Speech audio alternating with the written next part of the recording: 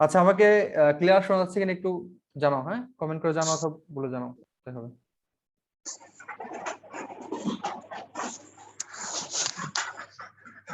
সবাই একটু সাইলেন্ট করো, ঠিক আছে ঠিক আছে, শোনা যাচ্ছে। ওকে ঠিক আছে, সবাই একটু মিউট থেকো, হ্যাঁ। তো দেখো, আমাদের আজকের ক্লাসের টপিক জিন তত্ত্ব ও বিবর্তন, এর নাম হচ্ছে জেনেটিক্স ও ইভলিউশন। এর মধ্যে পরীক্ষায় যদি 90% কোশ্চেন আসে সেটা হচ্ছে জেনেটিক্স থেকে, আর ইভলিউশন থেকে মাত্র এই পর্যন্ত 2 থেকে 3টা কোশ্চেন আসছে। মানে বিগত 10 বছর 20 বছরের কোশ্চেন দেখলে তুই মাত্র 2 থেকে 3টা কোশ্চেন পাবা হচ্ছে ইভলিউশন থেকে, আর বাকি যে কোশ্চেনটা জেনেটিক্স এর পার্ট থেকে আসছে। সো আমরা জেনেটিকের পার্টসটা হচ্ছে খুব ইম্পর্টেন্টলি পড়বো, আর ওটা বেশি ইম্পর্টেন্ট না, দাগায় দিলে মোটামুটি চলে যাবে। দেখো, আমাদের 2টা ইংলিশ শব্দ শিখতে হবে, একটা হচ্ছে জেনেটিক্স যেটার বাংলা হচ্ছে জিনতত্ত্ব, আর একটা হচ্ছে বংশগতি যেটার ইংলিশ হচ্ছে হেরিডিটি। হ্যাঁ, এই 2টা আমাদের ইংলিশ টার্ম শিখতে হবে। আসি আমরা শুরু করি। প্রথম হচ্ছে জেনেটিক্স। এখান থেকে আমাদের কি কি লাগবে?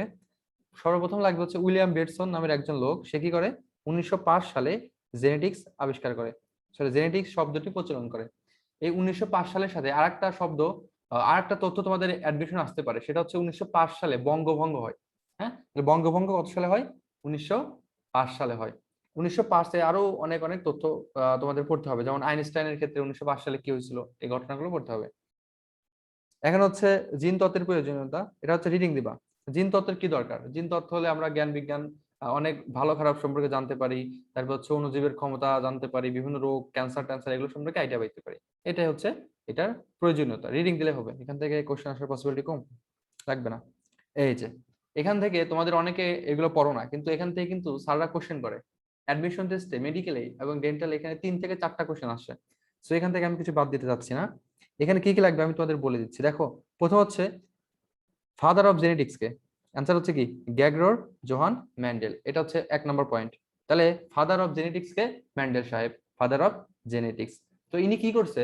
ইনি হচ্ছে তোমার মটরশুটি গাছের উপর গবেষণা চালাইছিল 7 বছর ধরে। 7 বছর ধরে গবেষণা চালাইছে। তো গবেষণা চালানোর পর সূত্র লিখিতভাবে দেওয়ার আগে মারা গেছে, বুঝছো? সূত্র যে লিখিতভাবে দিবে তার আগে সে কি হয়ে গেছে? মারা গেছে, বুঝছো? আচ্ছা, এবং তাহলে কোশ্চেন যে তিনি কোন গাছের উপর গবেষণা করেন? মটরশুটি। কত বছর? 7 বছর। এবং আরো তথ্য লাগবে, যেমন তিনি কবে জন্মগ্রহণ করেন, কবে মৃত্যুবরণ করেন। জন্মগ্রহণ করেন হচ্ছে 1822 সালে, মৃত্যুবরণ করেন হচ্ছে 1844 সালে। এবং এটা অ্যাডমিশনের কোশ্চেন যে তার বাসা কোথায়? অ্যান্সার হচ্ছে অস্ট্রিয়া। অস্ট্রিয়া একটা দেশের নাম, তার বাসা হচ্ছে কোথায়? অস্ট্রিয়া। তিনি ছিলেন একজন ধর্মযাজক। হ্যাঁ, মটরশুটির উপর তিনি কি করেন? গবেষণা করেন। ঠিক আছে, এরপরে দেখো, তার বাবা কি ছিল? কৃষক। ঠিক আছে, আর তিনি নিজে কি ছিলেন? পাদ্রী ছিলেন, ধর্মযাজক ছিলেন। ঠিক আছে, মোটামুটি এটা বললে হবে, হ্যাঁ। এবং তিনি হচ্ছে 34 প্রকারের মটরশুটির উপর পরীক্ষা করেন। এখানে মটরশুটির বৈজ্ঞানিক নামটা লাগবে, ঠিক আছে, ফিসাম স্যাটিভাম। সো আমাদের এই টোটাল লাইনটা হচ্ছে টুইস্টার। আমাদের পরীক্ষায় কি আসতে পারে? তার বাসা কোথায় ছিল? অস্ট্রিয়া। তারপরে কি আসতে পারে? যে তার বাবা কি করতো? কৃষক। তিনি কত সালে জন্মগ্রহণ করেন? 1822। কবে মৃত্যুবরণ করেন? 1844। তার বয়স কত ছিল? এটা তোমরা কিন্তু বের করবা। তাহলে মৃত্যু থেকে জন্ম বাদ দিলে তার বয়স পেয়ে যাবা। তারপর হচ্ছে তিনি পেশায় ছিলেন ধর্মযাজক। হ্যাঁ, তিনি কয়টা সূত্র প্রয়োগ করেন? 2টা। কত বছর ধরে কাজ করেন? 7 বছর। কাদের উপর কাজ করেন? পিসাম স্যাটিপাম, অর্থাৎ মটরশুটি। কত প্রকারের? 34 প্রকারের। এই তথ্যগুলো টুইস্টার, এখান থেকে কোশ্চেন 3বার আসছে, সো তোমাদেরও আসার পসিবিলিটি আছে। এবং এখান থেকে আবল তোর কোশ্চেন আসবে যে পিতা কি করতো, বয়স কত, জন্মসাল কত, এসব। তারপরে দেখো, তিনি কিন্তু যে মারা গেছে না, এই যে 1866 সালে তিনি মারা যান। সরি, 1884-তে মারা যান। তার আগে তিনি 1866-তে কি করেন?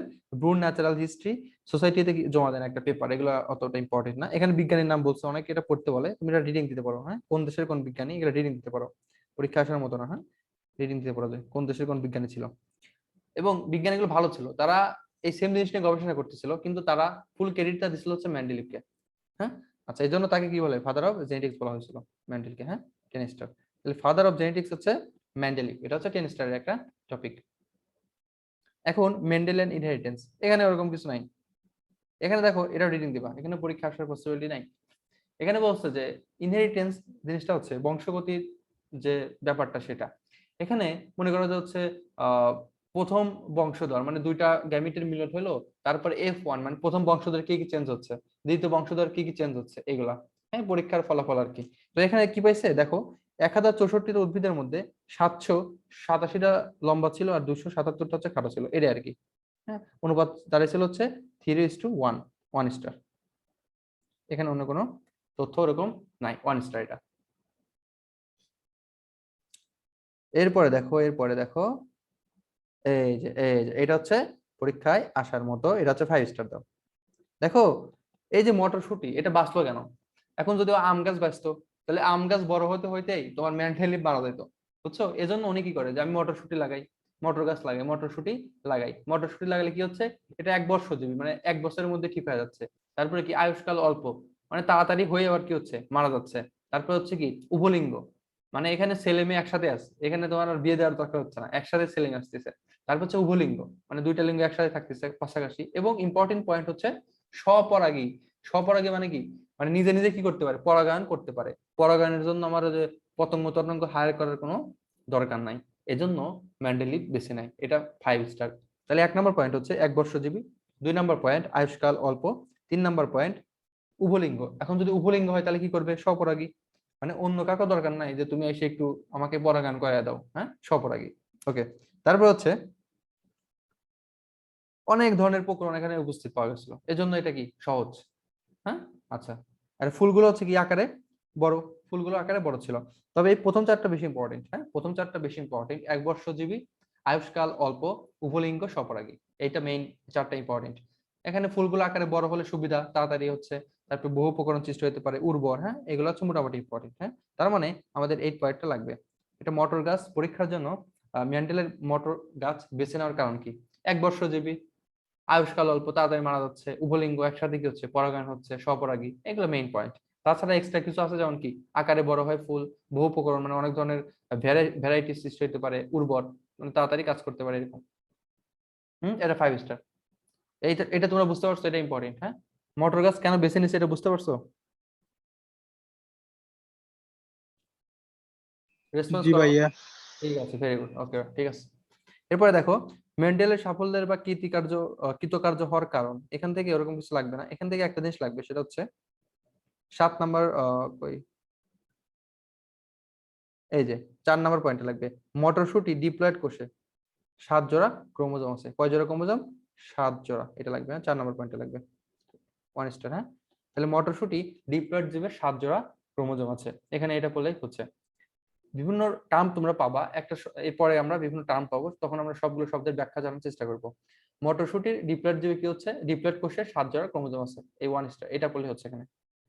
আচ্ছা এখন এটা ইম্পর্টেন্ট, জিন তত্ত্বে ব্যবহৃত কতগুলো শব্দের ব্যাখ্যা, এটা হচ্ছে 10 স্টার টপিক। এখান থেকে কোনগুলো পরীক্ষায় আসে এবং অনেকবার আসে, যেমন দেখো প্রথমটা হচ্ছে ফ্যাক্টর বা জিন। এখন বলো ফ্যাক্টর বা জিন জিনিসটা কি, তোমাদের আমি একটু বুঝাই। মনে করো, ধুর বেটা, কি হচ্ছে, দেখো আমাদের কি থাকে, কোষে নিউক্লিয়াস থাকে, নিউক্লিয়াসের মধ্যে কি থাকে বলো তো, এগুলো কি, এগুলো হচ্ছে ক্রোমোজোম। সেই ক্রোমোজোমের একটা অংশ যদি আমি কাটি, আমি কি পাবো বলো তো, ডিএনএ পাবো, ডিএনএ পাচ্ছি। আর ডিএনএ একটা অংশ কাটলে আমি কি পাচ্ছি, জিন পাচ্ছি। তার মানে কি বলতো, তার মানে আমি ক্রোমোজোমের একটা অংশ কাটলে কি পাচ্ছি, জিন পাচ্ছি। তো ক্রোমোজোমের এই যে জায়গাতে জিনটা থাকে তার নাম হচ্ছে লোকাস। বলে না যারা মানে নিজের এলাকায় বসবাস করে তাদেরকে বলা হয় লোকাল, আর যারা জিনরা যারা ক্রোমোজোমের মধ্যে যেখানে থাকে তার নাম হচ্ছে লোকাস। ওকে আচ্ছা, এখন দেখো ডিএনএ এর একটা অংশ যা বংশগতির ভৌত ভিত্তি কার্যকর একক, মানে তোমার হচ্ছে ডিএনএ এর মধ্যে জিন থাকে এটা বোঝাইছে। আর ডিএনএ কোথায় থাকে, ক্রোমোজোমে থাকে। তার মানে আমরা কি বলতে পারবো বলো তো, জিনও কোথায় থাকে, ক্রোমোজোমে থাকে। এই যে 2 নম্বর পয়েন্টটাও লাগবে, ক্রোমোজোমের জিনের নির্দিষ্ট স্থানের নাম হচ্ছে লোকাস। তোমাদের আমি দেখালাম না, এই যে ক্রোমোজোম এর একটা নির্দিষ্ট স্থানে কি থাকে, জিন থাকে, তাহলে এই জিনিসটার নাম কি হবে, লোকাস। এটা ইম্পর্টেন্ট পয়েন্ট। এরপরে দেখো অ্যালিল, এটা মেডিকেল আসছিল, ঠিক আছে। তার মানে এই এখানকার সবটা পয়েন্ট, প্রত্যেকটা পয়েন্ট ইম্পর্টেন্ট, ঠিক আছে। যেমন হচ্ছে কি ফ্যাক্টর, এটা ইম্পর্টেন্ট, তারপর লোকাস এটা ইম্পর্টেন্ট, অ্যালিল এটাও ইম্পর্টেন্ট। দেখো সমস্ত মানে হোমোলোগাস মানে কি সেম প্রকৃতির। হ্যাঁ ক্রোমোজোম জোড়ের নির্দিষ্ট লোকাসে অবস্থানকারী নির্দিষ্ট জিন জোড়ার একটি অপরটির অ্যালিল বলে। মনে করো এখানে কি ছিল, এখানে হচ্ছে তোমার লোকাস। তো এই লোকাস মনে করো যে দুইটা জিন থাকে, এরকম দুইটা জিন, তাহলে এই দুইটা জিনকে একে অপরকে অ্যালিল বলে। মনে করো যে এটা একটু বড়, এটা একটু ছোট, তাহলে এই বড়টার সাপেক্ষে ছোটটাকে অ্যালিল বলে, আবার ছোটটার সাপেক্ষে বড়টাকে অ্যালিল বলে। তার মানে এই একই লোকাসের অবস্থিত দুইটা যে জিন জোড়ায় আছে, এদেরকে একটির অপরটির অ্যালিল বলে। ঠিক আছে, তাহলে এটার সাপেক্ষে এটা অ্যালিল, আর এটার সাপেক্ষে এটা অ্যালিল। আচ্ছা, এটা লাগবে, হ্যাঁ, এটা খুব ইম্পর্টেন্ট পয়েন্ট, অ্যালিলটা। তারপর হচ্ছে হোমোজাইগাস, এগুলো বেশি ইম্পর্টেন্ট না, রিডিং দিবা। হোমোজাইগাস মানে কি, সেম প্রকৃতির। হেটারোজাইগাস মানে ভিন্ন প্রকৃতির। প্রকট বৈশিষ্ট্য মানে কি, যেটা প্রকাশ পাবে দুইটার মধ্যে যদি তুমি আহ আহ, দুইটার মধ্যে যদি তুমি কি করো, প্রজনন ঘটাও, ঠিক আছে, তাহলে সেক্ষেত্রে কি হবে, সেক্ষেত্রে যেটা তোমার প্রকট বৈশিষ্ট্য, যেটা হচ্ছে তোমার বৈশিষ্ট্য প্রকাশ পাবে সেটা হচ্ছে প্রকট, আর যেটা প্রকাশ পাবে না সেটা হচ্ছে প্রচ্ছন্ন। ওকে, তারপর আটা দুইটা পাই গেছি, ফিনোটাইপ আর হচ্ছে জিনোটাইপ, এই দুটো টেনিসটা। হ্যাঁ, তাহলে আমাদের টেনিসটা কি কি পেলাম আমরা, ফিনোটাইপ, জিনোটাইপ, তারপর হচ্ছে ফ্যাক্টর, লোকাস, অ্যালিল। আর বাকিগুলো কিন্তু ইম্পর্টেন্ট, সবগুলো পড়তে হবে, এখানকার সবগুলো ইম্পর্টেন্ট, এগুলো বেশি ইম্পর্টেন্ট। ফিনোটাইপ মনে রাখবো হচ্ছে, ফিনোটাইপ, ফিনোটাইপ মানে হচ্ছে ফিগার বা বডি, মানে কি বাইরের লক্ষণ, হ্যাঁ, বাহ্যিক লক্ষণ। তাহলে বাহ্যিক লক্ষণকে বলা হয় ফিনোটাইপ, মানে কেমন দেখা যাচ্ছে, লম্বা নাকি মোটা না কেমন, এটা হচ্ছে ফিনোটাইপ, বাহ্যিক লক্ষণ। আর জিনোটাইপ মানে কি, জেনেটিক্স বা জিনের যে গঠন, হ্যাঁ, জিন যুগলের গঠন। তাহলে বাইরের যে গঠন তাকে বলা হয় ফিনোটাইপ, ফিজিক্যাল। আর ভিতরে যে গঠন অর্থাৎ জিনের যে গঠন তাকে বলা হয় জিনোটাইপ। এটা মেডিকেল আসলে একবার, হ্যাঁ। তাহলে বাইরের লক্ষণকে বলা হয় ফিনোটাইপ, ফিনো মানে কি ফিগার, ফিজিক্যাল, আর জিনোটাইপ মানে জিনের গঠন আর কি। প্যারেন্টাল জেনারেশন অপত্য, হ্যাঁ, যদি তোমার F1 হয় সেটা হচ্ছে ফার্স্ট জেনারেশন, তারপর F2 সেকেন্ড জেনারেশন, এগুলো বুঝাইছে। তারপর এখানে এক সংকর বা মোনোহাইব্রিড ক্রস, তারপর হচ্ছে দ্বিসংকর বা ডাইহাইব্রিড ক্রস। দেখো, জীবের একজোড়া বিপরীতধর্মী বৈশিষ্ট্যের উপর দৃষ্টি রেখে যে সংকরণ ঘটা হয় তাকে বলা হয় এক সংকর। মানে এক জোড়া বৈশিষ্ট্যের উপর যদি তুমি দৃষ্টি রাখো তারপরে সংকরণ ঘটাইলা, তার নাম হচ্ছে এক সংকর। তুমি যদি দুই জোড়া বৈশিষ্ট্য মাথায় রাখো, যেমন মনে করলা যে লম্বা হবে, আবার হচ্ছে গায়ের রং ফর্সা হবে, এরকম যদি তুমি ভাবো, সেক্ষেত্রে কিন্তু দুইটা বৈশিষ্ট্য কাজ করতেছে। এখন যদি তুমি সংকর ঘটাতে চাও তাহলে সেক্ষেত্রে হচ্ছে দ্বিসংকর। একটা এক জোড়া বৈশিষ্ট্যের ক্ষেত্রে এক সংকর, দুই জোড়া বৈশিষ্ট্যের ক্ষেত্রে দ্বিসংকর, এরকম। যাই হোক, এরপরটা আমাদের লাগবে ট্রেস্ট কস। দেখো, ট্রেস্ট কস এর ক্ষেত্রে একটা জিনিস হোমোজাইগাস নাকি হেটারোজাইগাস, মানে তুমি সংকরণ ঘটাইলা, তারপরে F1 জেনারেশন আসলো, F2 জেনারেশন আসলো, সেই জিনিসটা হোমোজাইগাস নাকি হেটারোজাইগাস তা জানার জন্য যে পরীক্ষা করা হয় তার নাম হচ্ছে ট্রেস্ট কস। পরীক্ষা আসবে যে একটা জিনিস হোমোজাইগাস নাকি হেটারোজাইগাস, সেটা জানার জন্য কোন টেস্ট করা হয়, অ্যান্সার হচ্ছে টেস্ট কস। ঠিক আছে, কোন পরীক্ষা করা হয়, অ্যান্সার হচ্ছে টেস্ট কস। এবং এক্ষেত্রে দেখো, F1 অথবা F2 যে কোনো একটা হতে পারে, ঠিক আছে, মাথায় রাখবা। আর ব্যাক ক্রস, এটার ক্ষেত্রে দেখো অনলি F1, এবং সেটা কি বলতো, হেটারোজাইগাস। তার মানে যদি একটা জিনিস হোমোজাইগাস নাকি হেটারোজাইগাস সেটা জানার জন্য আমার পরীক্ষার নাম হচ্ছে টেস্ট কস। আর একটা জিনিস হেটারোজাইগাস, ঠিক আছে, সেটা হচ্ছে তোমার F1 জনুর সাথে মানে ফিক্সড, তাকে বলা হয় ব্যাক ক্রস। আর এখানে কি ছিল, F1 অথবা F2। আর এখানে কি ছিল, হোমোজাইগাস নাকি হেটারোজাইগাস সেটা জানার জন্য। আর এটা হচ্ছে হেটারোজাইগাস, তো জানি সেটা হচ্ছে F1 জনুর সাথে যে সংকরায়ন সেটা। তারপর হচ্ছে জিনোম, এটাও টেনিস্টার। হ্যাঁ, বলো তো, তোমাদের আমি অনেকবার ধরছি, বলো তো জিনোমকে কি বলা হয়? কও তাড়াতাড়ি কও, মিল্টন কও। হ্যাঁ হ্যাঁ, ভাই আমি আসছি। এই মিয়া, মাসুদ। মাস্টার ব্লুপ্রিন্ট ভাই, ভাই মাস্টার ব্লুপ্রিন্ট। Master blueprint. আচ্ছা, আমাকে একজন বলছে প্রকট। দেখো, এখানে যে দুইটা বৈশিষ্ট্য তোমার সংকরণ ঘটাইলাম, আমি ঘটাইলাম হচ্ছে একটা, মনে করো হচ্ছে একটা চিকন, একটা মোটা। তো এর মধ্যে সাপোজ ধরো মোটাটা হচ্ছে তোমার প্রকাশ পাইছে, হ্যাঁ, তো যেটা প্রকাশ পাইছে সেটা হচ্ছে প্রকট। আর যেটা প্রকাশ পায় নাই, মানে সাপোজ এখানে আছে কি, চিকন একটা জিনিস আছে, একটা মোটা জিনিসও আছে, তো তুমি দুইটা সংকরণ ঘটাইলা, তো দুইটা মিলে হয়ে গেল মোটা, তাহলে তোমার মোটাটা হচ্ছে প্রকট মানে প্রকাশ পাইছে। আর তুমি যে চিকন ছিলা সেটা কিন্তু কি প্রকাশ পায় নাই, সেটা হচ্ছে প্রচ্ছন্ন। আচ্ছা, এই জিনোমকে বলা হয় হচ্ছে মাস্টার ব্লুপ্রিন্ট। এটা মেডিকেল অ্যাডমিশন টেস্ট আসছিল 18 সালে, হ্যাঁ। তাহলে মাস্টার ব্লুপ্রিন্ট বলা হয় গো। মাস্টার ব্লুপ্রিন্ট, হ্যাঁ, মাস্টার ব্লুপ্রিন্ট। আর শুধু ব্লুপ্রিন্ট বলা হয় জিনকে, ঠিক আছে। মাস্টার ব্লুপ্রিন্ট হচ্ছে জিনোম, 3 অক্ষর, জিনোম, মাস্টার ব্লুপ্রিন্ট। আর শুধুমাত্র যদি বলে ব্লুপ্রিন্ট সেক্ষেত্রে আনসার কি, জিন। শুধু ব্লুপ্রিন্ট বললে আনসার হচ্ছে জিন, মাস্টার ব্লুপ্রিন্ট বললে আনসার হচ্ছে জিনোম, মাথায় রাখবা। জীবের একটি জনন কোষের ক্রোমোজোমে বিদ্যমান জিনের সমষ্টিকে বলা হয় জিনোম। তার মানে আমি যে টপিকগুলো দাগাই দিলাম সেগুলো হচ্ছে 10 স্টার এবং প্রত্যেকটা টপিকই 5 স্টার, তোমাদের একটু পড়ে ফেলতে হবে। ভেরি ভেরি ইম্পর্টেন্ট, এখান থেকে 3-4 বার কোশ্চেন আসছে, সো তোমাদের বারও রিপিট হইতে পারে। এখানে দেখো মেন্ডেলের সূত্র দিছে, আমাদের এই সূত্র থেকে জাস্ট অনুপাতটা পড়তে হবে আর অপর নামটা পড়লেই আমাদের কভার হয়ে যাচ্ছে। দেখো কার্ল করেঞ্জ হ্যাঁ নামের একজন আছে যিনি কি করছেন মেন্ডেলের আবিষ্কৃত বংশগতির মৌলিক দুটি সূত্র উপস্থাপনযোগ্য বলে প্রচার করেন। হ্যাঁ এটা প্রচার করছে, রিডিং দিবা এটা, ঠিক আছে, এটা রিডিং দিতে হবে আমাদের। এখন দেখো প্রথম সূত্র, রিডিং দিবা।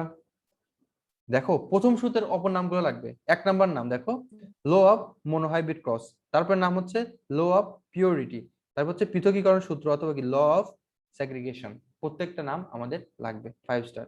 আমাদের প্রথম সূত্রের অপর নামগুলো লাগবে মোনোহাইব্রিড ক্রস সূত্র, তারপর হচ্ছে জনন কোষ বিশুদ্ধতার সূত্র, তারপর হচ্ছে পৃথকীকরণ সূত্র। প্রথম সূত্রের অপর নামগুলো আমাদের লাগবে।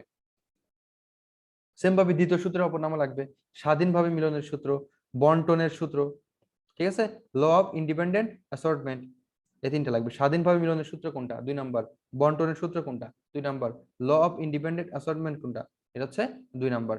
একটা হচ্ছে পৃথকীকরণ সূত্র, সেটা হচ্ছে 1 নাম্বার। এটা হচ্ছে কি মিলনের সূত্র, সেটা হচ্ছে 2 নাম্বার। মনে করো যে প্রথমে কি হয়ে গেছে, পৃথক হয়ে গেছে, পৃথক হওয়ার পর আবার কি হয়েছে, মিলন হয়েছে। তাহলে প্রথমে পৃথক হয়েছে, তাহলে প্রথম সূত্র কি পৃথকীকরণ, পরে কি হয়েছে মিলন হয়েছে, তার মানে সেটা হচ্ছে দ্বিতীয় সূত্র। এখানে আমাদের নামগুলো মনে রাখতে হবে 5 স্টার। হ্যাঁ অপর নামগুলো লাগবে, প্রথম সূত্র আর দ্বিতীয় সূত্রের অপর নামগুলো লাগবে। ব্যাখ্যা কোনোটাই লাগবে না, এটা সৃজনশীলের জন্য লাগে, এমসিকিউ তে কোনো ব্যাখ্যা লাগবে না, আমাদের জাস্ট অনুপাত লাগবে। দেখো প্রথম সূত্রের অনুপাত 3:1 এবং সেটা হচ্ছে, এটা মেডিকেল আসছিল, মেডিকেল অ্যাডমিশন টেস্ট 17 সালে আসছিল, বুঝছো। এই কোশ্চেনটা অনেকে ভুল করছিল, এর কারণ কি দেখো এখানে কিন্তু অনুপাত আছে দুইটা, একটা হচ্ছে ফিনোটাইপ। ফিনোটাইপ মানে কি বলতো, ফিনোটাইপ মানে কেমন দেখা যাচ্ছে, ফিজিক্যাল। ফিনোটাইপ মানে কি কেমন দেখা যাচ্ছে, ফিজিক্যাল মানে লম্বা খাটো মোটা নাকি বাইরে কেমন দেখা যাচ্ছে, সেটা হচ্ছে ফিনোটাইপ। সেটা অনুপাত হচ্ছে 3:1। আর জিনোটাইপ মানে কি ভিতরের জিনের অনুপাত কত, সেটা হচ্ছে জিনোটাইপ, এটা হচ্ছে 1:2:1। পরীক্ষা আসছিল যে মেন্ডেলের প্রথম সূত্রের জিনোটাইপ অনুপাত কত, মানে এটা 1:2:1। তো পোলাপান না পড়ে দাগে দিচ্ছে কোনটা 3:1, পরে দেখে 3:1 হচ্ছে ফিনোটাইপ অনুপাত। পরীক্ষায় আসলো জিনোটাইপ, অ্যান্সার তাহলে কি হবে 1:2:1, কিন্তু পোলাপান ভাবছিল কি ফিনোটাইপ, এজন্য দিছিল হচ্ছে 3:1। মাথায় রাখতে হবে ফিনোটাইপ বললে হচ্ছে 3:1 আর জিনোটাইপ বললে 1:2:1। ফিনোটাইপ মানে কি বাহ্যিক লক্ষণ, আর জিনোটাইপ মানে হচ্ছে জিনের গঠন। আচ্ছা এখন হচ্ছে পানির ক্ষেত্রে মেন্ডেলের প্রথম সূত্র বা পৃথকীকরণ সূত্র। তাহলে প্রথম সূত্রের অপর নামই হচ্ছে পৃথকীকরণ সূত্র, রিডিং দিবা। এই যে আমাদের অনুপাত লাগবে, জাস্ট জাস্ট অনুপাত 3:1। তাহলে আমাদের 3:1 কিসের অনুপাত বলতো, এই দেখো এখানে কি বলছে কালো বর্ণের বাদামি বর্ণের, এগুলো কি বলতো বাহ্যিক জিনিস না, তার মানে কি এটা হচ্ছে ফিনোটাইপ। হ্যাঁ এগুলো হচ্ছে কি বলতো, এগুলো হচ্ছে ফিনোটাইপ, কারণ বাহ্যিক জিনিস, বাহ্যিক জিনিসের নাম হচ্ছে ফিনোটাইপ। ফিনো মানে কি ফিগার অথবা ফিজিক্যাল, বাহ্যিক জিনিস। আর জিনোটাইপের ক্ষেত্রে যদি বলতো প্রথম সূত্র 1:2:1, মাথায় রাখবা জিনোটাইপ আর ফিনোটাইপ এই দুটা কিন্তু পরীক্ষায় সারা প্যাচ দিতে পারে। এখন মেন্ডেলের দ্বিতীয় সূত্র অপর নাম কি বলতো, স্বাধীনভাবে মিলনের সূত্র। অপর নামগুলো 5 স্টার, একটু আগে পড়ছি। মানে প্রথমে কি প্রথমে পৃথক হয়েছে, তাহলে প্রথম সূত্রের নাম পৃথকীকরণ, পরে কি হয়েছে জোড়া লাগছে মানে কি মিলন হয়েছে, স্বাধীনভাবে মিলনের সূত্র। এটা সূত্র জিনিসটাকে রিডিং দিবা। আর অপর নামগুলো লাগবে, এটাকে বলা হচ্ছে দ্বিলক্ষণ সংকরণ বা ডাইহাইব্রিড ক্রস। ডাই মানে কি 2, তাহলে 2 নম্বর সূত্র হচ্ছে ডাইহাইব্রিড। আর প্রথম সূত্র এক এক, প্রথম মানে কি এক, তার মানে সেটা হচ্ছে মনোহাইব্রিড, মনো মানে এক, তাহলে প্রথম সূত্র হচ্ছে মনোহাইব্রিড আর দ্বিতীয় সূত্র হচ্ছে ড্রাই হাইব্রিড। শেষ, এটা অনুপাত লাগবে। এটা অনুপাত কত 9:3:3:1। এবং এগুলো হচ্ছে দেখো যে হলুদ সবুজ কোন কালারের, তার মানে কি বাইরের জিনিস, বাইরের জিনিস মানে কি ফিনোটাইপ। প্রত্যেকটাই হচ্ছে ফিনোটাইপ। হ্যাঁ শুধুমাত্র প্রথম সূত্রের 1:2:1 হচ্ছে জিনোটাইপ ছিল, আর বাকি সবগুলো হচ্ছে এখন ফিনোটাইপ অনুপাত। কারণ বাহ্যিক দিক থেকে দেখতেছে যে লাল হচ্ছে কালো হচ্ছে না, কোন কালার হচ্ছে, মোটা হচ্ছে নাকি লম্বা হচ্ছে, এটা। হ্যাঁ তাহলে এটা হচ্ছে আমাদের 2 নম্বর সূত্রের অনুপাত কত 9:3:3:1, এটা হচ্ছে ফিনোটাইপ বা ফিজিক্যাল বা ফিগার মনে রাখতে পারো, বাহ্যিক অনুপাত। এখন ব্যাখ্যা ট্যাখ্যা সব লাগবে না, এটা রিডিং দিবা, সূত্রটা রিডিং দিবা, অনুপাতটা তো আমরা পড়লামই। হ্যাঁ ঠিক আছে, এসব লাগবে না। এখন হচ্ছে বংশগতীয় ক্রোমোজোম তত্ত্ব। বংশগতি ও ক্রোমোজোম তত্ত্বের মধ্যে কিছু পয়েন্ট আছে, যেমন ক্রোমোজোম কোথায় থাকে, নিউক্লিয়াসে থাকে, তারপর হচ্ছে জিন কোথায় থাকে, ক্রোমোজোমে থাকে। এগুলো হচ্ছে তোমার বংশগতি ও ক্রোমোজোমীয় তত্ত্ব। এখানে যেটা পড়তে পারো সেটা হচ্ছে, এই তত্ত্বটা কে দিছে, এটা হচ্ছে 1902 সালে আমেরিকান বিজ্ঞানী শাটন আর জার্মান বিজ্ঞানী বোভেরি। মনে রাখবো হচ্ছে বোভারি বংশগতি, বোভেরি কি, বোভেরি বংশগতির বিবর্তন, ঠিক আছে, বংশগতির ক্রোমোজোম তত্ত্ব, বোভেরি বংশগতির ক্রোমোজোম তত্ত্ব, বোভেরি বংশগতির ক্রোমোজোম তত্ত্ব, বোভেরি বংশগতি, হ্যাঁ, শাটন, এই দুটো মনে রাখবা, রিডিং। এখান থেকে আর কিছু লাগবে না। এখানে নিচে কিছু পয়েন্ট আছে, এর মধ্যে দেখো সব পয়েন্ট তোমরা রিডিং দিবা, 3R 3বার রিডিং দিবা, হ্যাঁ, আর যেগুলো স্টার দিচ্ছে ওগুলো বারবার পড়বো, এগুলো পরীক্ষা আসবে। তাহলে এখানে 3R দিবা, 3বার রিডিং দিবা। এখানে কোন পয়েন্ট আসতে পারে দেখো, এগুলো যে জাইগোট সৃষ্টিতে যেহেতু শুক্রাণুর মস্তক নিউক্লিয়াস, তাহলে বলো তো শুক্রাণুর মাথায় কি থাকে, অ্যান্সার হচ্ছে নিউক্লিয়াস থাকে। শুক্রাণুর মাথায় কি থাকে, নিউক্লিয়াস। শুক্রাণুর গ্রীবা মানে ঘাড়ে কি থাকে, এগুলো আমরা 9 নম্বর অধ্যায় পড়ার সময় পড়বো, ঠিক আছে। তাহলে জাইগোট সৃষ্টিতে যেহেতু শুক্রাণুর মস্তকে অবস্থিত নিউক্লিয়াস, তার মানে কি নিউক্লিয়াস কোথায় থাকে, শুক্রাণুর মাথায়। 3 নম্বর পয়েন্ট, নিউক্লিয়াসে ক্রোমোজোম থাকে, ক্রোমোজোম হচ্ছে বংশ পদার্থ বহন করে, সহজ জিনিস। তাহলে ক্রোমোজোমের মধ্যে কি থাকে, ডিএনএ, ডিএনএ এর মধ্যে কি থাকে, জিন, এগুলো আর কি, এগুলো তোমাদের প্রথম অধ্যায়ে পড়ানো হয়েছিল, ঠিক আছে, 3 নাম্বারটা। তারপর এখান থেকে তুমি 6 নাম্বারটা জানতে পারো যে দেহকোষে মানে 2N, হ্যাঁ, ক্রোমোজোম ও জিন জোড়ায় জোড়ায় অবস্থান করে, এটা সবাই জানো।